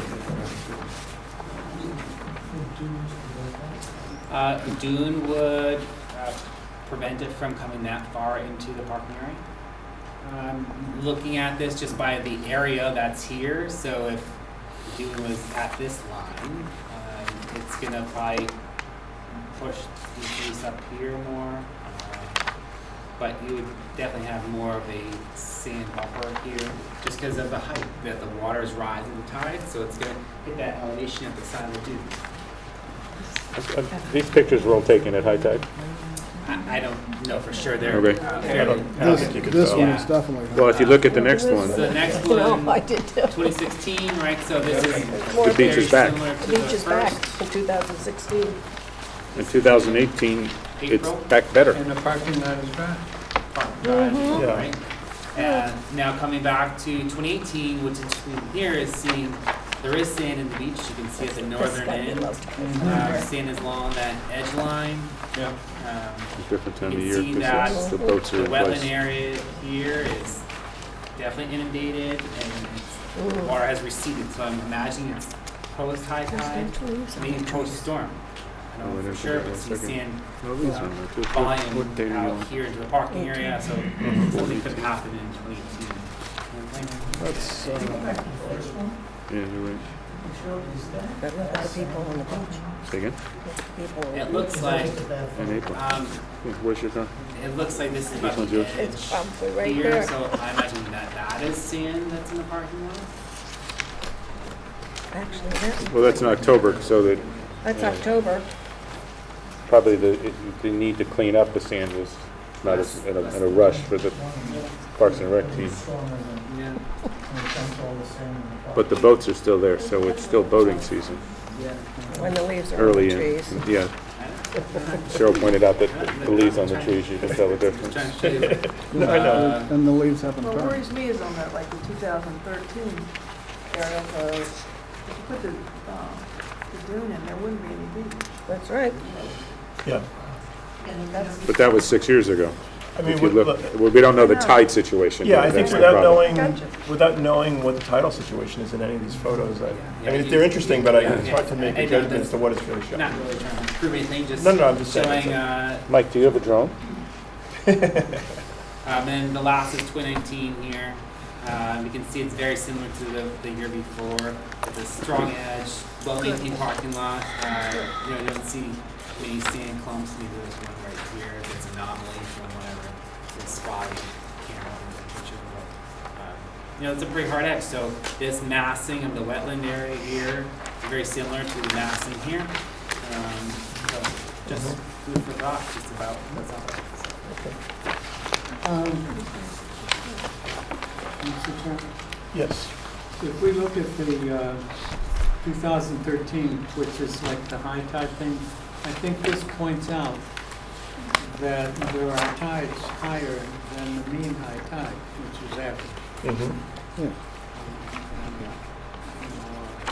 How much that varies, I'm not really sure, Yeah. because I get confused when I'm trying to read the tide chart. Yeah. Well, we know, once again, like the astronomical high tide, right? High tide full moon is definitely higher than mean high tide. That's where we've got water on the road. Well, did you talk about what we learned today? One of the questions is how often does the parking lot flood? And I've been really concerned about that. Who's going to come to a beach where the parking lot floods, and so it turns out that the police know when at least the roads are going to flood.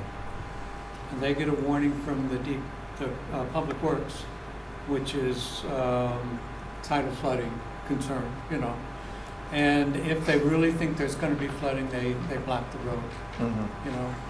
And that happens 4 to 6 times a year. he said 3 to 4. 3 to 4, okay. Were they able to Um, peg the seasons? We got another opinion for 6. Anyhow, that's not, the point I want to make is, some of those high tides are in the middle of the night. You're not going to bother anybody, Yeah. So it's not as though it floods twice a month or even once a month Yeah. yet. Right? And no amount of dunes are going to help us with tidal flooding because we have drains in the parking lot and it drains into the sound. So if the sound is higher than the drain is not a drain, it's a fountain. You know, so I mean, to me, and I won't go on and on about this since I was very concerned about the frequency of the flooding, and I'm not so concerned as I was. Yeah. I think it's a great point. And I think kind of underlying your point is, you know, are we solving for something that may not be as significant an issue? Is that the point you're making? Are we considering building in a place that is not going to be used by the public because of saltwater flooding? Right, but Mark, I thought you just made the point that it's happening less frequently than we may have considered. That's my former concern that I just said. I'm no longer quite so concerned about that. Right. That's what I thought I understood. Okay. Great. Okay, so can we open it up for you? So maybe we'll just go around. So Diana, any other comments or observations on Dan's presentation? One thing when it comes to it's a really complicated situation to solve all the problems we're trying to solve. And this means there's a lot of elements of the design that I like. I think the thing that I was stuck on is how do we preserve more of that side beach? That's the thing that I really feel like some of the wonderful solutions that we've come up with to keep the kids safe on a sidewalk and maybe buffer the beach from storms. I have fear that we're going to be compromising too much of the beach for that. And I don't have a good answer for how we don't do that, but that is sort of the thing that jumps out to me is just that side beach, losing so much of the area of that side beach. Thank you. Melissa? Well, I mean, basis what Mark said in terms of the frequency of the flooding, I think I don't support the dunes because first of all, on the West Beach, they take up too much of the beach, and that is a beach that's traditionally used by families with little children, and I would hate to see that go. You know, the dunes in the front, I think it impedes people's vision, and also, I mean, you yourself said it doesn't really stop sand from going onto the parking lot. So it impedes people's view. Now, some people like to sit on the beach and see grass, you know, weed beaches for them. There is another segment of our population here that likes to drive up in any season and just likes to sit in their car and see the view. And so I think we should try to preserve Pear Tree for that segment. I like the idea of delineating the parking stalls, you know, breaking up the black asphalt. To Cheryl's point, people really enjoy the shade trees, so we're on the South Beach, so where we have dunes, I would really want to put shade trees, as many as we can get down there. Certainly the boat ramp needs to be corrected. The concept of the pavers in the picnic area is nice, although I'm not certain I would really want to have a picnic table right next to the parking lot. I think we should enhance it with more tables and nice grills and perhaps, you know, and I think you have it here, a fence and some more landscaping to buffer it from the street. More trees probably. And I guess those are my comments. Thank you. Yeah, I'm in agreement with that. I have a hard time with the dunes as well, taking up the beach. But at the same time, I wonder about on the west side, when it's high tide, how many families really utilize that small strip of sand when it's high tide? It is a good question, because if during high tide, if they're not, that berm wouldn't be such a big deal. It would just be helping. Anyway, it could. As for the boardwalk, I do really love the accessibility part of it. I do feel like there's people that can't access the, they can't walk on the beach, but they could now. So, but I understand losing the sand too. So I also feel there's a real big question as to whether you lose some parking to gain some. There we did that, right? We did Yeah. increase the beach there. Right. That did, Without reducing the width of the beach. yeah. And how much are you willing to give up in order to have a bigger beach and preserve the beach? So those are my comments. I'm a bit concerned that what I'm suddenly hearing is a move away from taking actions that would restore and preserve the coastline. Say the last part. I'm just all of a sudden hearing that people are moving away from any kind of part of this project that would preserve the coastline. I personally would like to see, I really would lose some of the parking on the by the West Yeah. Beach. I really would like to preserve, I think one of the major reasons why we're here is to preserve the beach Right, for the that's future. what I thought we were doing. future. And so I think the dunes are the only way to do it. And I think on the west side, I would remove some parking to do it and not take away from the beach, because it is narrow. And high tide is when people want to go to the beach. Yeah, yeah, That's exactly when you can right. swim, Yeah. So, and what else? There was one other little bit, and I've lost it now. But I think, to your point, I'm not sure I'm hearing the same, what you're concerned about. I think what I'm hearing is what Adele just articulated, which is something's got to give. Right. Yeah. Right. And I think what I'm hearing is we're not in favor of giving up on the beach. There's other things we may be in favor of giving up on, but certainly not the beach. So just to make you feel a little, just to reassure you a little bit, I mean, I think that's what I'm hearing. Okay, but I think what I was hearing is people that are saying, don't do any dunes, leave the dunes at Weed You Beach. do the dunes into the parking lot. Now But- instead of this. Or then maybe I was mistaken, but what I thought I was hearing people say is we don't want dunes. And I remember from back when I was on the Board of Finance many, many years ago, we heard constant complaints that we need more sand at Pear Tree and something. I mean, I've been hearing this for 15 years probably at this point, and here we are at the point where we want to do something to delineate the beach from the parking lot and stabilize it, and all of a sudden, that's what I thought Dan was here to help us accomplish, and I'm hearing people saying, well, we don't want to do them, so I'm a little confused where Well, we're maybe going. not people though, so I'm just trying to kind of clarify, so. But I agree that, Yeah, with Diana, but it's a clarify, very, 'cause it's that's very not what I complicated. was It's indicating. tricky, okay. That's what you heard. Martha? That's what I was saying. heard. Perhaps No. those dunes on the south, sorry, I'm jumping in, I remembered what I forgot. Was that, I don't think I've always heard that beach doesn't flood the same way as the West Beach does. So perhaps that dune doesn't need to be taller than the one in the West Beach, which would make it smaller.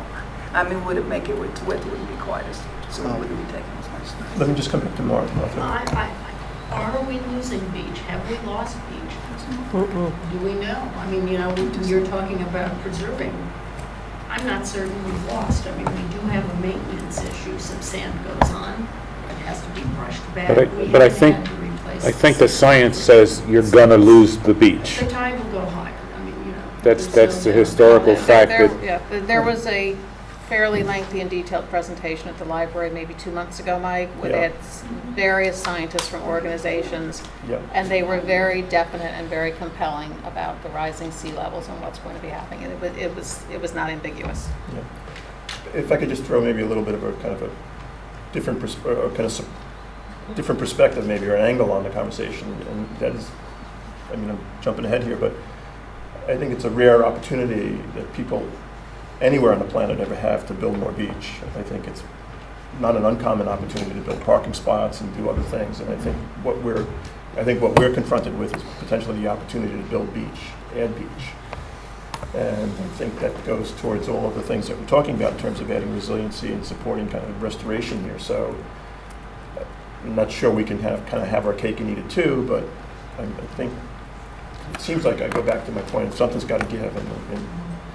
And I guess I'm advocating, I'd like to explore further and kind of get the sense of the committee at some point about kind of freeing up some parking spots and kind of extending the beach and adding berms and kind of reinforcing the notion that it's a beach, and the more beach we have there, the better it is for for all of us, and I guess, you know, we're kind of dancing around it a little bit or nipping around the edges of it, but that's certainly my, I agree with that. Could you Yeah. lose spaces on the beach there and add spaces where the green is now and just,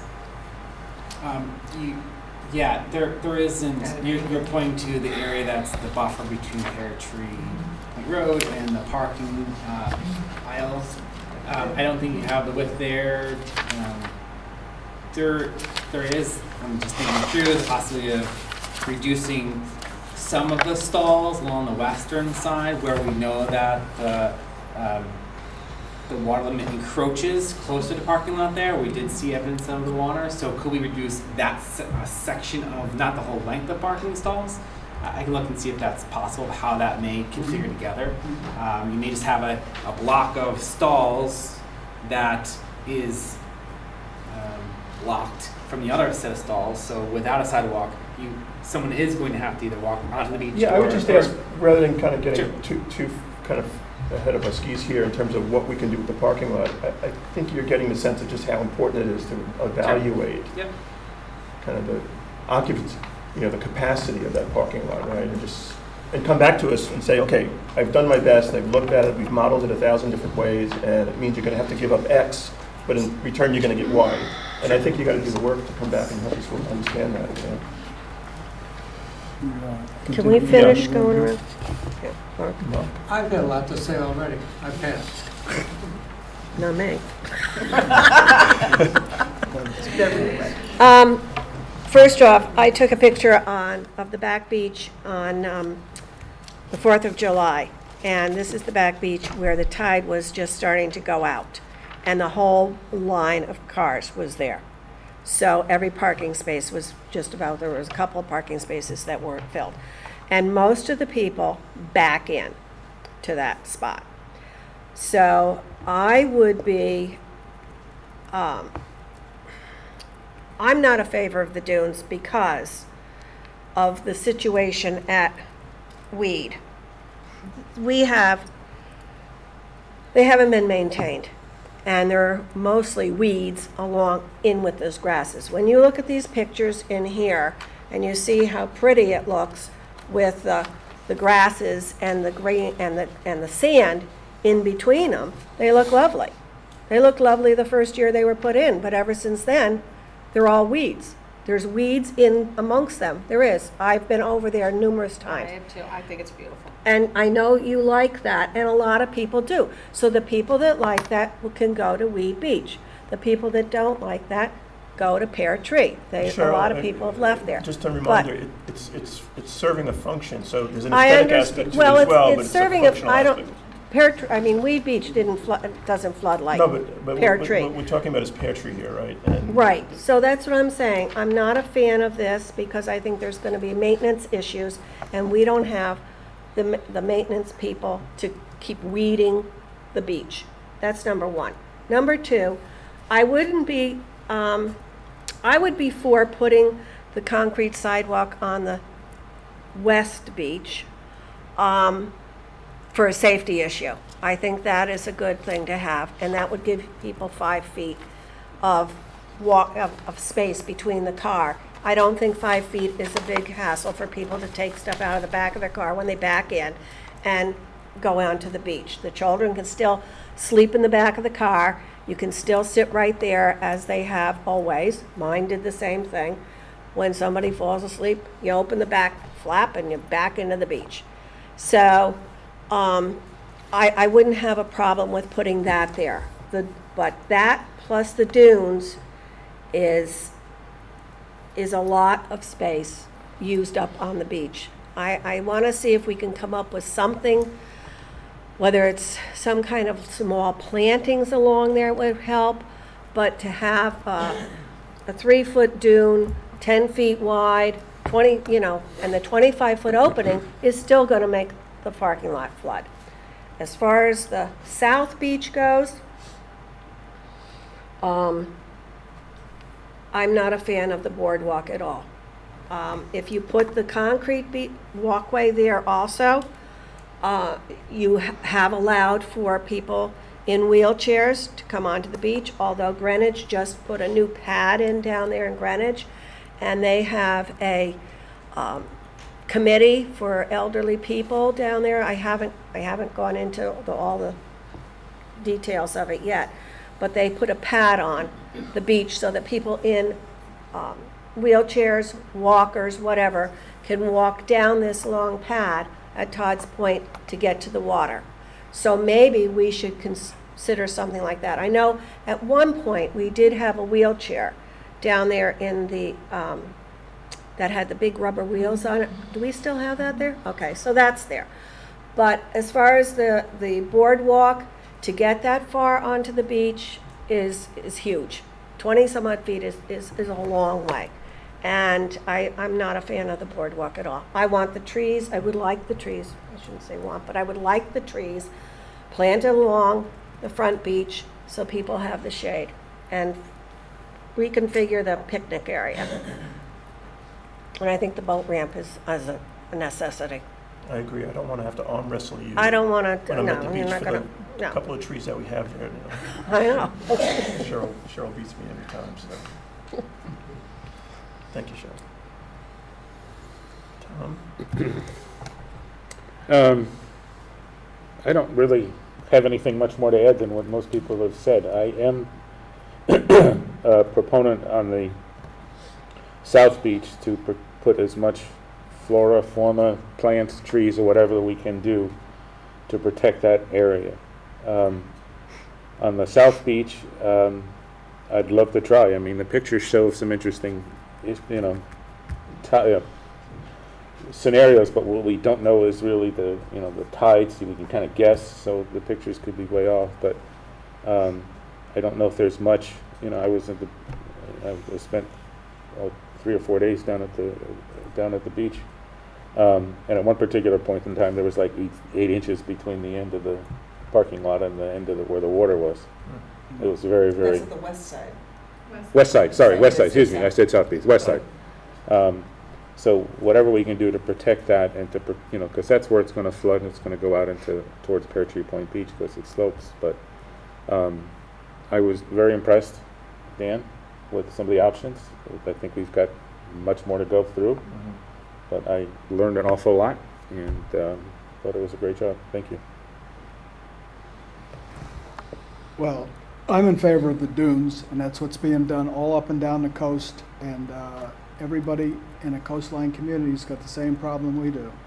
And I want to save as much beach as we can, and if it means you move the dunes back more into the parking lot and eliminate some of those spaces, some days you're just going to have to say the beach is closed. And you hear it on the radio every weekend. Hammonasset Park is closed at 8 o'clock in the morning because it's full. And if that happens here, well, that's just so be it.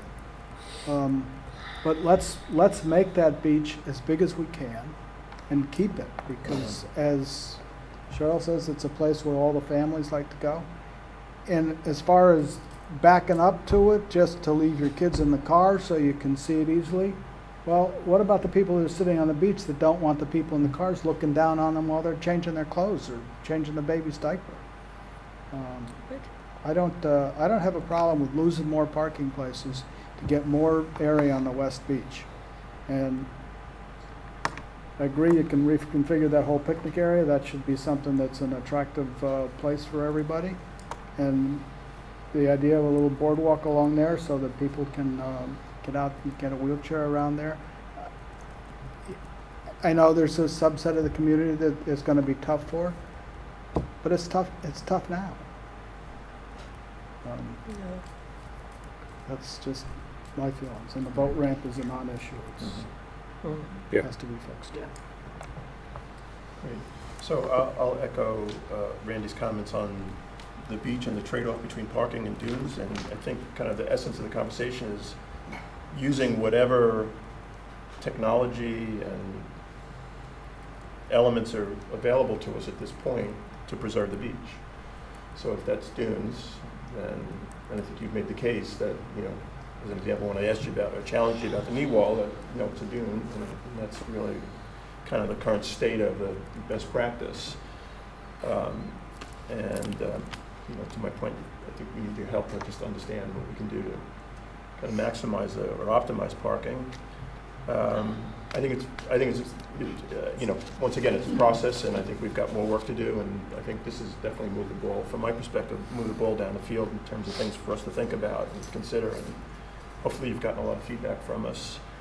I think some of these other elements, the boardwalk and things like that, they're interesting to me. I'm kind of sensitive to Cheryl's comments, but it comes down to preserving the beach. And if I have a magic wand, I want to add to the beach.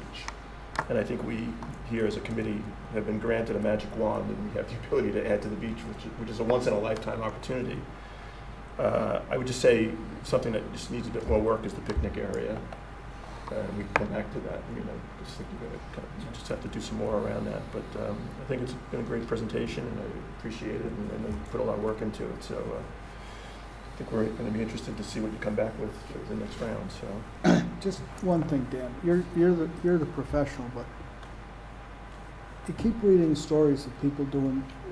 What are there any options to make the beach go the other way, to extend it out into the water? Can we put a berm like underwater, 15 feet off the beach, that would convince the sand to come back and to extend the beach farther? I can give you I a don't know. historical preference to the beach down in southern Jersey. Oh, They filled these huge tubes with sand yeah, and floated them out and put them in the water as breakaways. right, Lasted 4 weeks. 4 weeks. Okay. The storm came in, took them out. Great concept. Slow the tide and slow the wave action down at the beach. And But there's stories down in Florida where they've planted ships and they've sunk ships, and all of a sudden the beaches are regenerating. And are you volunteering your boat to become a berm? I don't know, after this week I might. Mike, at that presentation we went to, some of the slides, they were talking Right. about work that was being done. yeah, kind of creating kind of under- artificial coral reefs underwater and to stabilize. yeah. Probably super More money, expensive. exactly, I think, more than our budget's gonna allow. What would a us. breakwater, like they have breakwaters in Stanford and things like that, what if we put the wall in the water? Like Randy You- was there saying, hasn't- if there's something we can do out there There hasn't rather been a new than on breakwater. land. There hasn't been a new breakwater built in Connecticut in 75 years. And it's No, not I likely know, to. but they still have them down in Stanford. I mean, Well, they're there, But but you're they're- not gonna build a new one. they're not gonna allow The you to cost do is- that. Never- If you can't build never a happened. 3 foot on the Yeah. beach, Right. I don't think they're gonna allow you. Yeah, Well, you let's- never know. Let's go down to Neil and, Thank you very much, guys. Thank you, man. Thank you, Dan.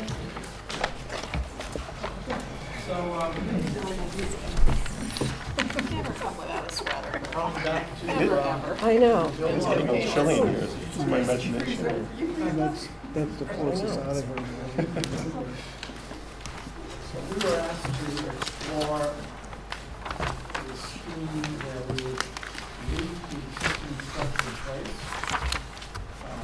renovate it given the available funds, and then look at creating deck areas where people can gather.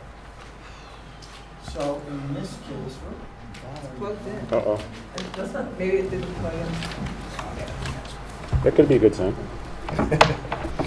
Oh, it's not plugged in. That and air conditioning getting cold. It is plugged in. No, because the projector's on. It's in the same. That's true. It's on. No, what's that cable right there? That's a power cable, is it not? In your hand? Or it might be for the, That would help. There you go. okay, I'm back. Good thing we have somebody with electrical sense now. So in this case, what we have, you see, here's the existing pavilion. This is the existing gazebo with the steps and the path that lead up to it. So what we're proposing is a paved area here that would have some tables potentially at grade, then a ramp that would get you sort of halfway up to the gazebo level. And that would be this level here. It would wrap around and offer views out to the west beach and really the area between the two breakwaters. That could also be accessed from two small areas of stairs. So if you're in the pavilion, coming from the pavilion or from the west beach, you can just come through and quickly get up there, or you can choose to take the ramp up. And then between those two stair areas, we have inserted two sort of like bleacher seats, you might call them, so people can just sit there and hang out, wait. If the concession remains here, they can wait for food there. But that's, sort of a little node that people can gather in. And then from this level, one would go up another ramp to the level of the gazebo. And that would be a nice platform there with potentially some tables, some Adirondack chairs like we have shown here. And from there, we have one more feature where you can go down a few steps either here or here or here to a slightly lower level. It's really just a lookout to the south. And then we've created a built-in bench between these stair areas that wraps around. So once again, people can sit and look out. And this is one of many different shapes or layouts that we came up with. We just like this one the best, so we thought we'd present this evening. And again, it's one option. We could go with more deck area, we could go with less deck area. Mark? This deck here, is it at the same level as the gazebo floor level, or is it lower? This deck right here Yeah, is at the same level as the gazebo, so that's the highest deck area. thank you. Neil, are they high enough that you need rails around the perimeter? Yeah, we need a railing. Now that could be a glass railing. Okay. Glass? Glass? Wire. The plexiglass. It could be wire. No, do what Norotan did, which is those wire There's Or the cables. wires. cables, Cables. so you That's one. so you can see when you're sitting down, because the Right. glass will get dirty, foggy, That's true. break, scratch, blah, blah, blah, In the blah. Harbor Point in Stamford, they have a walkway there with glass railings. And my feeling was always that they would be hard to keep clean, but they look remarkably clean. But where? Where is this? It's Harbor Point, it's sort of, it's south of I-95. There's a lot of high rises going on, so there's Stamford there. And over by the restaurants, right along that edge, there's a walkway that goes out. And Somebody has to be cleaning those. possibly, yeah. So that's- I don't know. we don't- Anyway, that's one option. No, interesting idea. I mean, glass is nice, but I mean, clear is nice, but what the yacht club did with the braided wires, That's a nautical look too. nautical look, clean and very easy to maintain. Neil, is the left side of the gazebo open to that deck in this configuration? Yes. Okay. The gazebo's left untouched, basically, it's the same structure. Same structure. Well, no surprise, I think this is a great plan. I think you've got various levels. Yes. You have views out to the water. It's accessible to people that have difficulty walking. I think it creates a nice space. You've got tables and chairs, you've got benches for people to sit. The charge has a pier. It's something like this. I question the need for a pier because it gives people a lot of viewing access. I'm sorry, Martha, what are you talking about, the pier? Well, the charge has, possibly a pier being built. Oh, And no, I think we already kind of said that wasn't going to happen, because This is a very nice alternative. we in could terms still of deck the views existing and, jetties Right. if we wanted to. Anyway, I think it's a very nice. No, that's really cool. How long is the ramp going up from the beach to the first level? It's 30 feet. And then the next ramp, about 30 feet.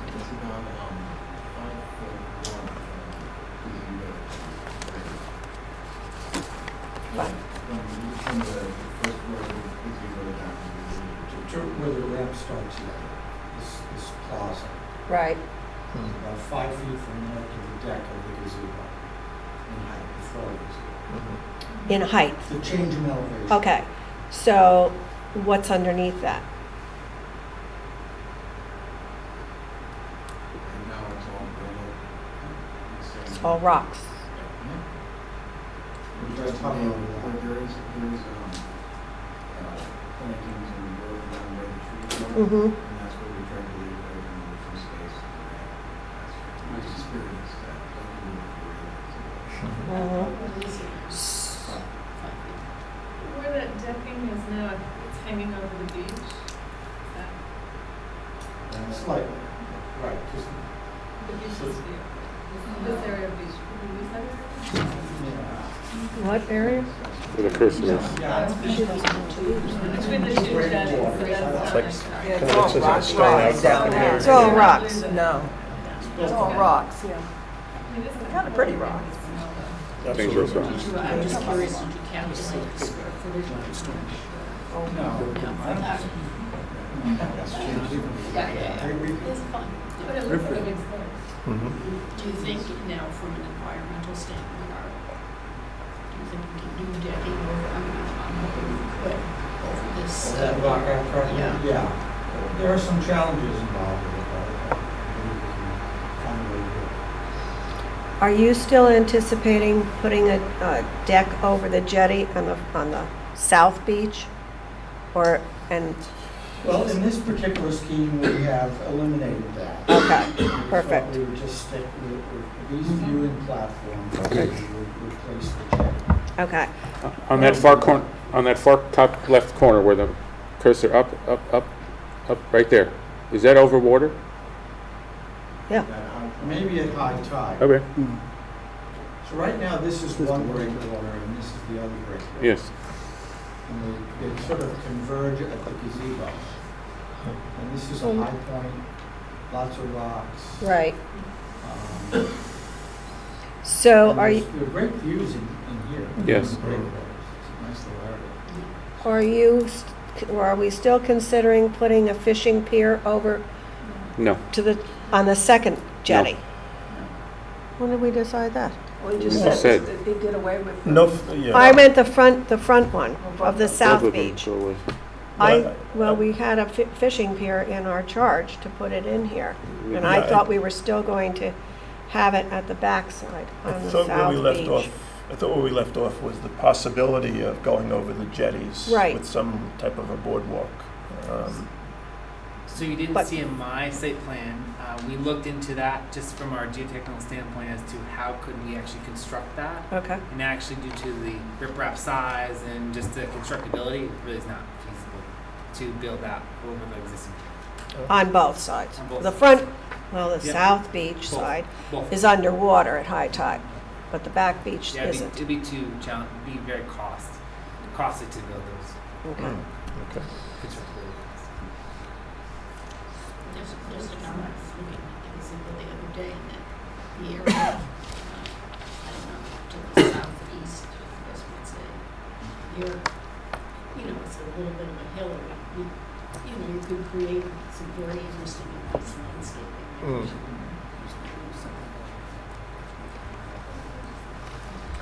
And as far as the bathhouse goes, the bathrooms, the men's and women's rooms stay as they are. This eliminates the second story on this? This one is Just based on renovation. just leaving it and renovating. Okay. Yeah. So what did you do on the inside of where the concession stand was? Just leave it as is?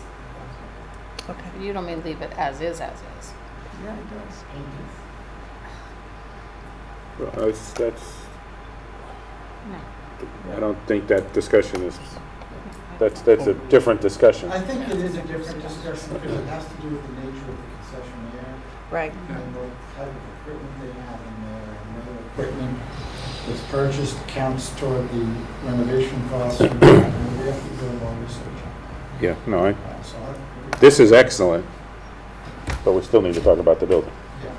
Right, now, and the other thing is that this sort of a concept can also work with the building that we presented last time, which is the second level. And you can then connect from here up to the elevated structure. So, this particular design would have to be modified slightly to do that, but I don't think that this one precludes going with the elevated building. When can you start? That one, that's really cool. I really like that. Yeah. Well, I like the concept of having tables and chairs down here where we could have a more of a concrete patio type thing out in front of the bathhouse. We need to, figure out where to put the shower so that kids' feet don't get sandy and whatnot. I like that whole concept. I like the fact that we don't have the second story on the building, because I think that That's was not going decided. to be. No, I said I like it. Okay. I mean, at this point, I like to not have the second story on the building, because I think there were so many ramps going and coming and around and up and down that it was just too much, and I think it was too big for this size beach. Just, that's my opinion. And what we wanted was some place to sit and have lunch and have shade and everything by the concession stand. So I do like that. I'm gonna have to go down and really look at this whole concept here myself, because you don't have any measurements in there, so I can't visually think about how far out this deck goes. Maybe the back deck is fine going up, and it gives people somehow to get into the gazebo. You still need to make sure the ramps are ADA compliant. Right, So so the we have length to. is determined by the height. heights. So I don't know about this whole front piece here, but that's my opinion, Thank you. and that's where I'm coming from. Great. Mark? Just very briefly, Barbara and I went down and sat in a gazebo for a while today and looked out in every direction. So I'd like to address your concern about dimensions. If you sit in a gazebo and you have this diagram, you're gonna have a real good idea of how far those decks go. Mm. We could certainly put dimensions on and distribute it. I would just like to say that keep in mind, again, that this is just a concept. Right. If the concept is approved, then we go into design development and start to get real dimensions and details and how it gets put together and really how it functions. But, this is just, at this point in time, it's just a concept. At the highest, just a quick question. At the highest point, though, the height of the floor of the gazebo, how It's about 5 feet above the grade. at the plaza, what you're calling the plaza here, at the concave Plaza. apron there? Got it. So it's about 14 feet? 5 feet above. It's like It's about 13. about Yeah. 13 But we don't have feet. to worry about it because it's an existing structure. No, I know. Yeah, I'm just curious about Yeah. kind of the heights in terms It of getting just- up to it. The difference between that 13 feet and where you would be if you put a building over the existing bathhouse and, Cool. I'm just a little confused about this, because I thought part of what you were asked to do was to come back with designs of using existing bathhouse building to improve it, and, well, this is a very interesting decking thing. I'm not seeing anything about then what we would do with the building. Well, I thought the charge was to assume that the building was going to stay as is and just renovate it, given the. That's what I'm talking about, like renovate. I don't see any Well, pictures here about what we're I proposing to think renovate it. I think what I asked is let's see a decking type of arrangement, and then if we would want to move forward, then let's talk about. I think that was when you weren't here. Because I didn't want to Maybe, do but I a lot wouldn't of even extra consider work talking about that without knowing if what we're would not happen going with to the move building. forward Yeah. with this. Yeah, by the way, that was kind of, I think, after, I think it may have been after you guys had. And you had to go to the commission. But just as a reminder, I think, to your point, I think, just basically, we've got about $65,000 to spend on the concession building if we were renovating, and we've got, if we were leaving the concession there, right, and about 30,000. Yeah. And that's restricted by regulation. Yes. So that's the issue. You're No, not I going to do understand much of that. anything, right? Because there's no. Well, money. we can put windows in, because Pam said that she wanted the lifeguard station to have windows on both sides. So if we put I think the big question is, concession stand, no concession stand. And that's driving the whole inside of this building. And I think that's where we're all, what we discussed a couple of times, and whether or not to have food trucks and whether or not to have a concession stand at all. So if we were to take out the concession stand in this box, we could put that, say the lifeguards area there, they could have windows on 3 sides. So can I just, You know, with but all I due mean, respect, let me we're just- not there Yeah, yet. let me just stop you there now, because now I think we're kind of working our way into territory that's really within the purview of the commission, which brings us to the plan for next week. It's not for the building committee to decide whether there's going to be a concession facility there or not. That's really the commission's determination. So what we've got set up for next week, to kind of jump ahead a little bit, is for this committee to sit with the commission and update the commission on kind of what we've determined or what we've learned up until now, and then open up the conversation with the commission and ultimately get the commission to give us their sense as to what they would like to see now based upon the work that the committee has done. Because I feel like we're definitely kind of way afield of what our charter is to start talking about whether, for us to determine whether there's a concession stand or not. That's not, my understanding, that's not within the charter of this group. So if the commission makes a determination that they're still moving forward with a concession stand, we're building a concession stand, or whatever these guys want to do. So I think, my sense is, and I know this has come up previously in prior conversations, is in terms of kind of going back to the commission and getting the commission to weigh in on. I think we've learned a lot, enough now that we can go back to the commission and get kind of the sense of the commission in terms of, you know, what the commission would like to see us moving forward with. It may have been a little premature if we had done it a couple of weeks back or a couple of meetings back, but I think we're well on now to go back to the commission. So that's the intention next week, and my sense is we'll have a good open dialogue, a good open conversation around it, and get the commission to weigh in, and then we'll make a determination how we proceed coming out of the commission meeting. If anybody sees it differently, please let me know, but that's, I think, where we're at this stage. Well, I'll just say, if we meet with the commission, I'm going to say, I like this plan, you know, so we're going to present them with the elevated Yes, plan as well. But yeah. with this plan, I've been to the beach a lot. I look during the weekday. There are not many people on the beach. I was there today. The concession was open. Yeah. Nobody was I was there going today to as it. well, yeah. So I don't think the concession needs to be open, to be perfectly honest, during the weekdays at all. Now, on the weekend, it's probably a different story. But again, it's a beach where people predominantly bring picnics.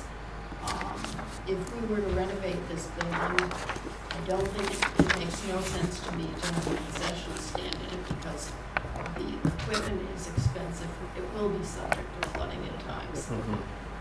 You know, I've suggested exploring the possibility of food trucks, or maybe the town wants to outfit a truck themselves, lease it to somebody, and you know what? In storm events, it can just be driven off the premises. Martha, in timing issues for tonight, Mike has already indicated that that's a discussion we have to get that take from the commission. So for us to discuss it here until we know what they want, I think it's better use of our time if we just move off of that subject. Well, I mean, I think we can present our opinions to them. I'm just No, Oh, yeah, no, but that's for next Wednesday. yeah, completely respect your perspective. I'd like them to be thinking about it, actually. Yeah, I'm sure they are. yeah. And so anyway, that's, Lori, does that kind of jive with your thinking about kind of where we go from here?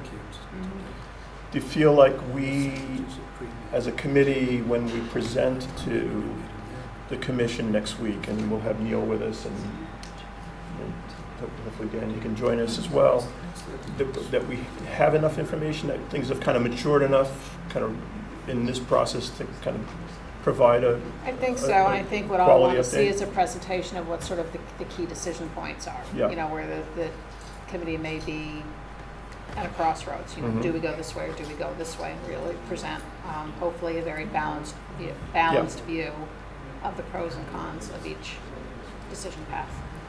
Great. Well, we haven't voted on anything. No, we And haven't. we're going to get just feedback from your commission. And That's then correct. keep working. No, I to get challenge to the word. We're going to something. get direction from the commission, Yes, not Yeah. feedback. yes, There's Yes. a big distinction between those two words, in my opinion. thank you, Tim. Yes, I agree with that. And that's critically important at this stage because, I think otherwise we'll just be chasing our tails. Well, now, I looked at the agenda that Pam sent out, and it says, discuss and take action on the pear tree architect and landscape design. What does that mean? Take action means we would provide direction. Okay, so it's direction. I didn't know what take action meant. Yeah, my request, just to be very specific, is I want the commission to weigh in on all of those things that we've discussed that we are unclear as to which way we're going to go on them. So we'll develop a list, we'll present that, we'll bring that with us. We'll have a good, healthy, open dialogue with the commission. If there's some things that didn't make it to a list and we all feel that we should be discussed, we need to get it all out there on the table so that we can give these guys direction, so we can give them clear direction so that they can continue on with their work. Because we have an agreement with these guys that they're going to go off and do something for us that's going to result in a plan that will ultimately be turned into some type of a construction project. And it seems to me the only way we're going to get to that stage is to get a definitive guidance from the commission that helps us understand which direction we're going in. And then, I'm sorry. Go ahead. And then my sense is we'll bring that back and make sure that we fully understand. And by the way, by the time we leave that meeting, we'll have an ample opportunity to make sure that there's no ambiguity and there's no lack of clarity around what the commission is directing us to do.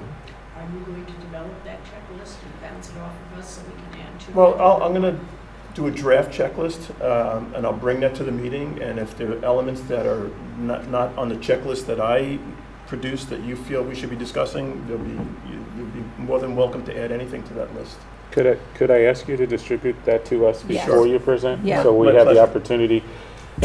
What My think pleasure. what I'd like to do is to Yeah. have the co-chairs run our part of the meeting, so we're not all jumping in unless we're asked.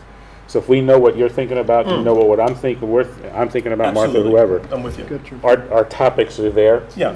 and we can ask and add to that. Yeah. But I think it should be you and Randy as chairs Absolutely. of this committee to Yeah. talk to the commission. I guess no problem sending that out to everybody, but I just want to reassure everybody that this will be an open dialogue and open discussion with the entire committee.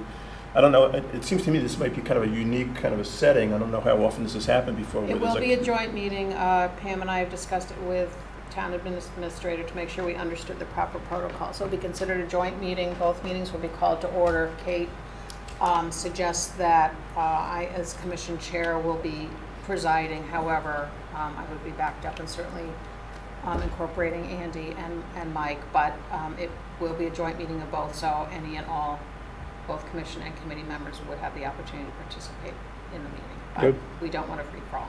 Yeah. Nope. So Yeah. Great. And, make sure we I- call on people and stay on point and whatever. Yeah. But- And I will get that out to But unlike when you everybody. visited, Say again? unlike the meeting where this committee visited the last commission and you were there more As as visitors, spectators. this will be an actual joint. Okay. That's Just- great. And we'll Yeah, discuss and it. just- Right, so we one- have an agenda, we open our meeting, they open their meeting. Correct. Then we adjourn into one meeting. I believe we have to adjourn, I'm not sure about that, and then we have the one meeting together. We'll figure it No, I out. don't, he didn't say we have to adjourn. We just said Okay, we so each we both can- open our meetings, and at some point, this committee will adjourn your meeting because the commission has other business that Yeah, evening. I mean, let's agree, we'll work out the kind of the Roberts aspects of it. Just one reminder, and you guys who have a better understanding of this can correct me.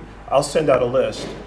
I don't know if it's okay for us to kind of start deliberating on that list through email, because essentially I think that constitutes a meeting. It absolutely So I will send you a constitutes list that will be, I'll do my best to kind of make that list as comprehensive as possible. But I would just ask that we don't kind of start to open a meeting through email to add elements to that. You Because could then I probably think add we're, Add things it, to you me. just can't discuss. oh, fair enough, I mean, Well, yeah. can we go on with public comment, because a lot of the public has. We already had public Yeah, comment we When had did we do public comment in the comment? beginning. at the beginning of the meeting. We didn't do that. And You weren't No, here. we didn't. That's right, you spoke. Oh, hello. okay, so in any case, that's the discussion around, that was, we were into new business, that's my element of new business. Anybody have any other new business they'd like to discuss? Okay, Did anybody find out about the police good, office? good point. So, do you want to just give a Sure. quick update?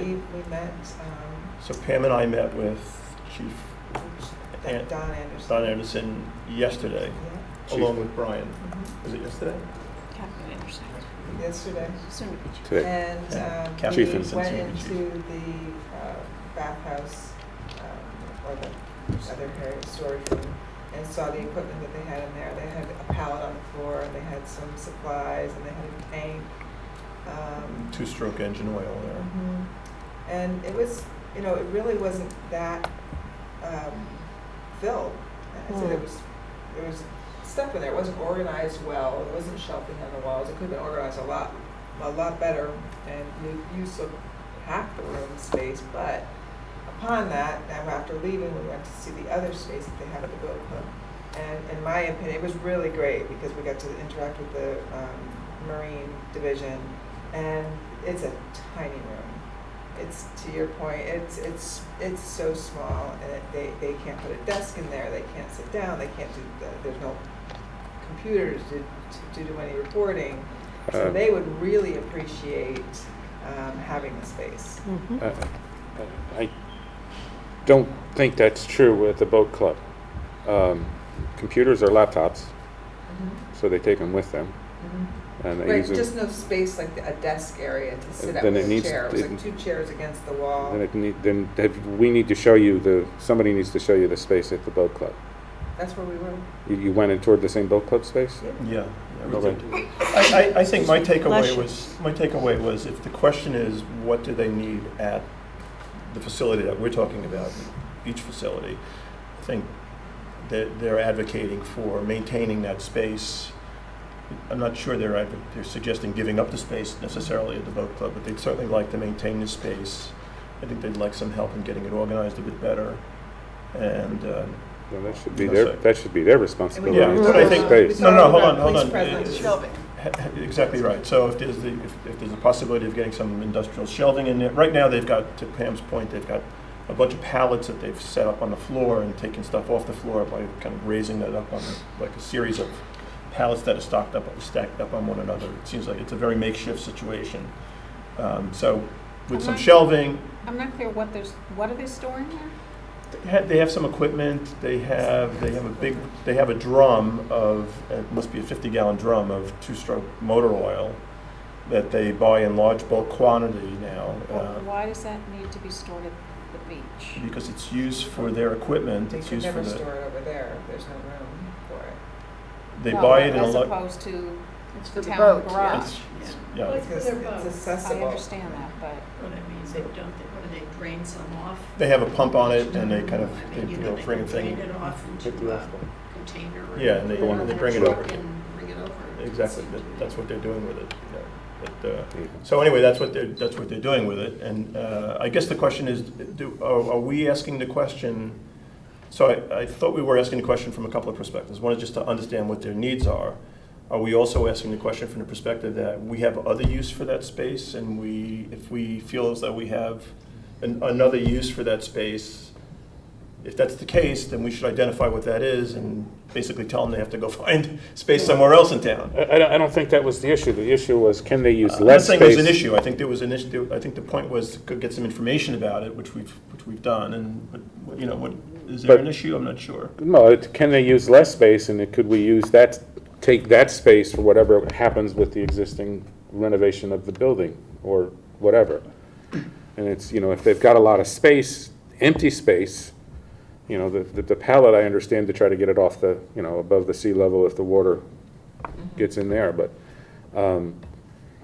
it's just, What if they utilize that space, it was cleaned up, and the space that they have in the boat club basically tucked into that space at this side, would the No, boat they- club need that space? No, they need, the police need to be at the boat club when they're on duty, That's where the boat because that's where the boat is.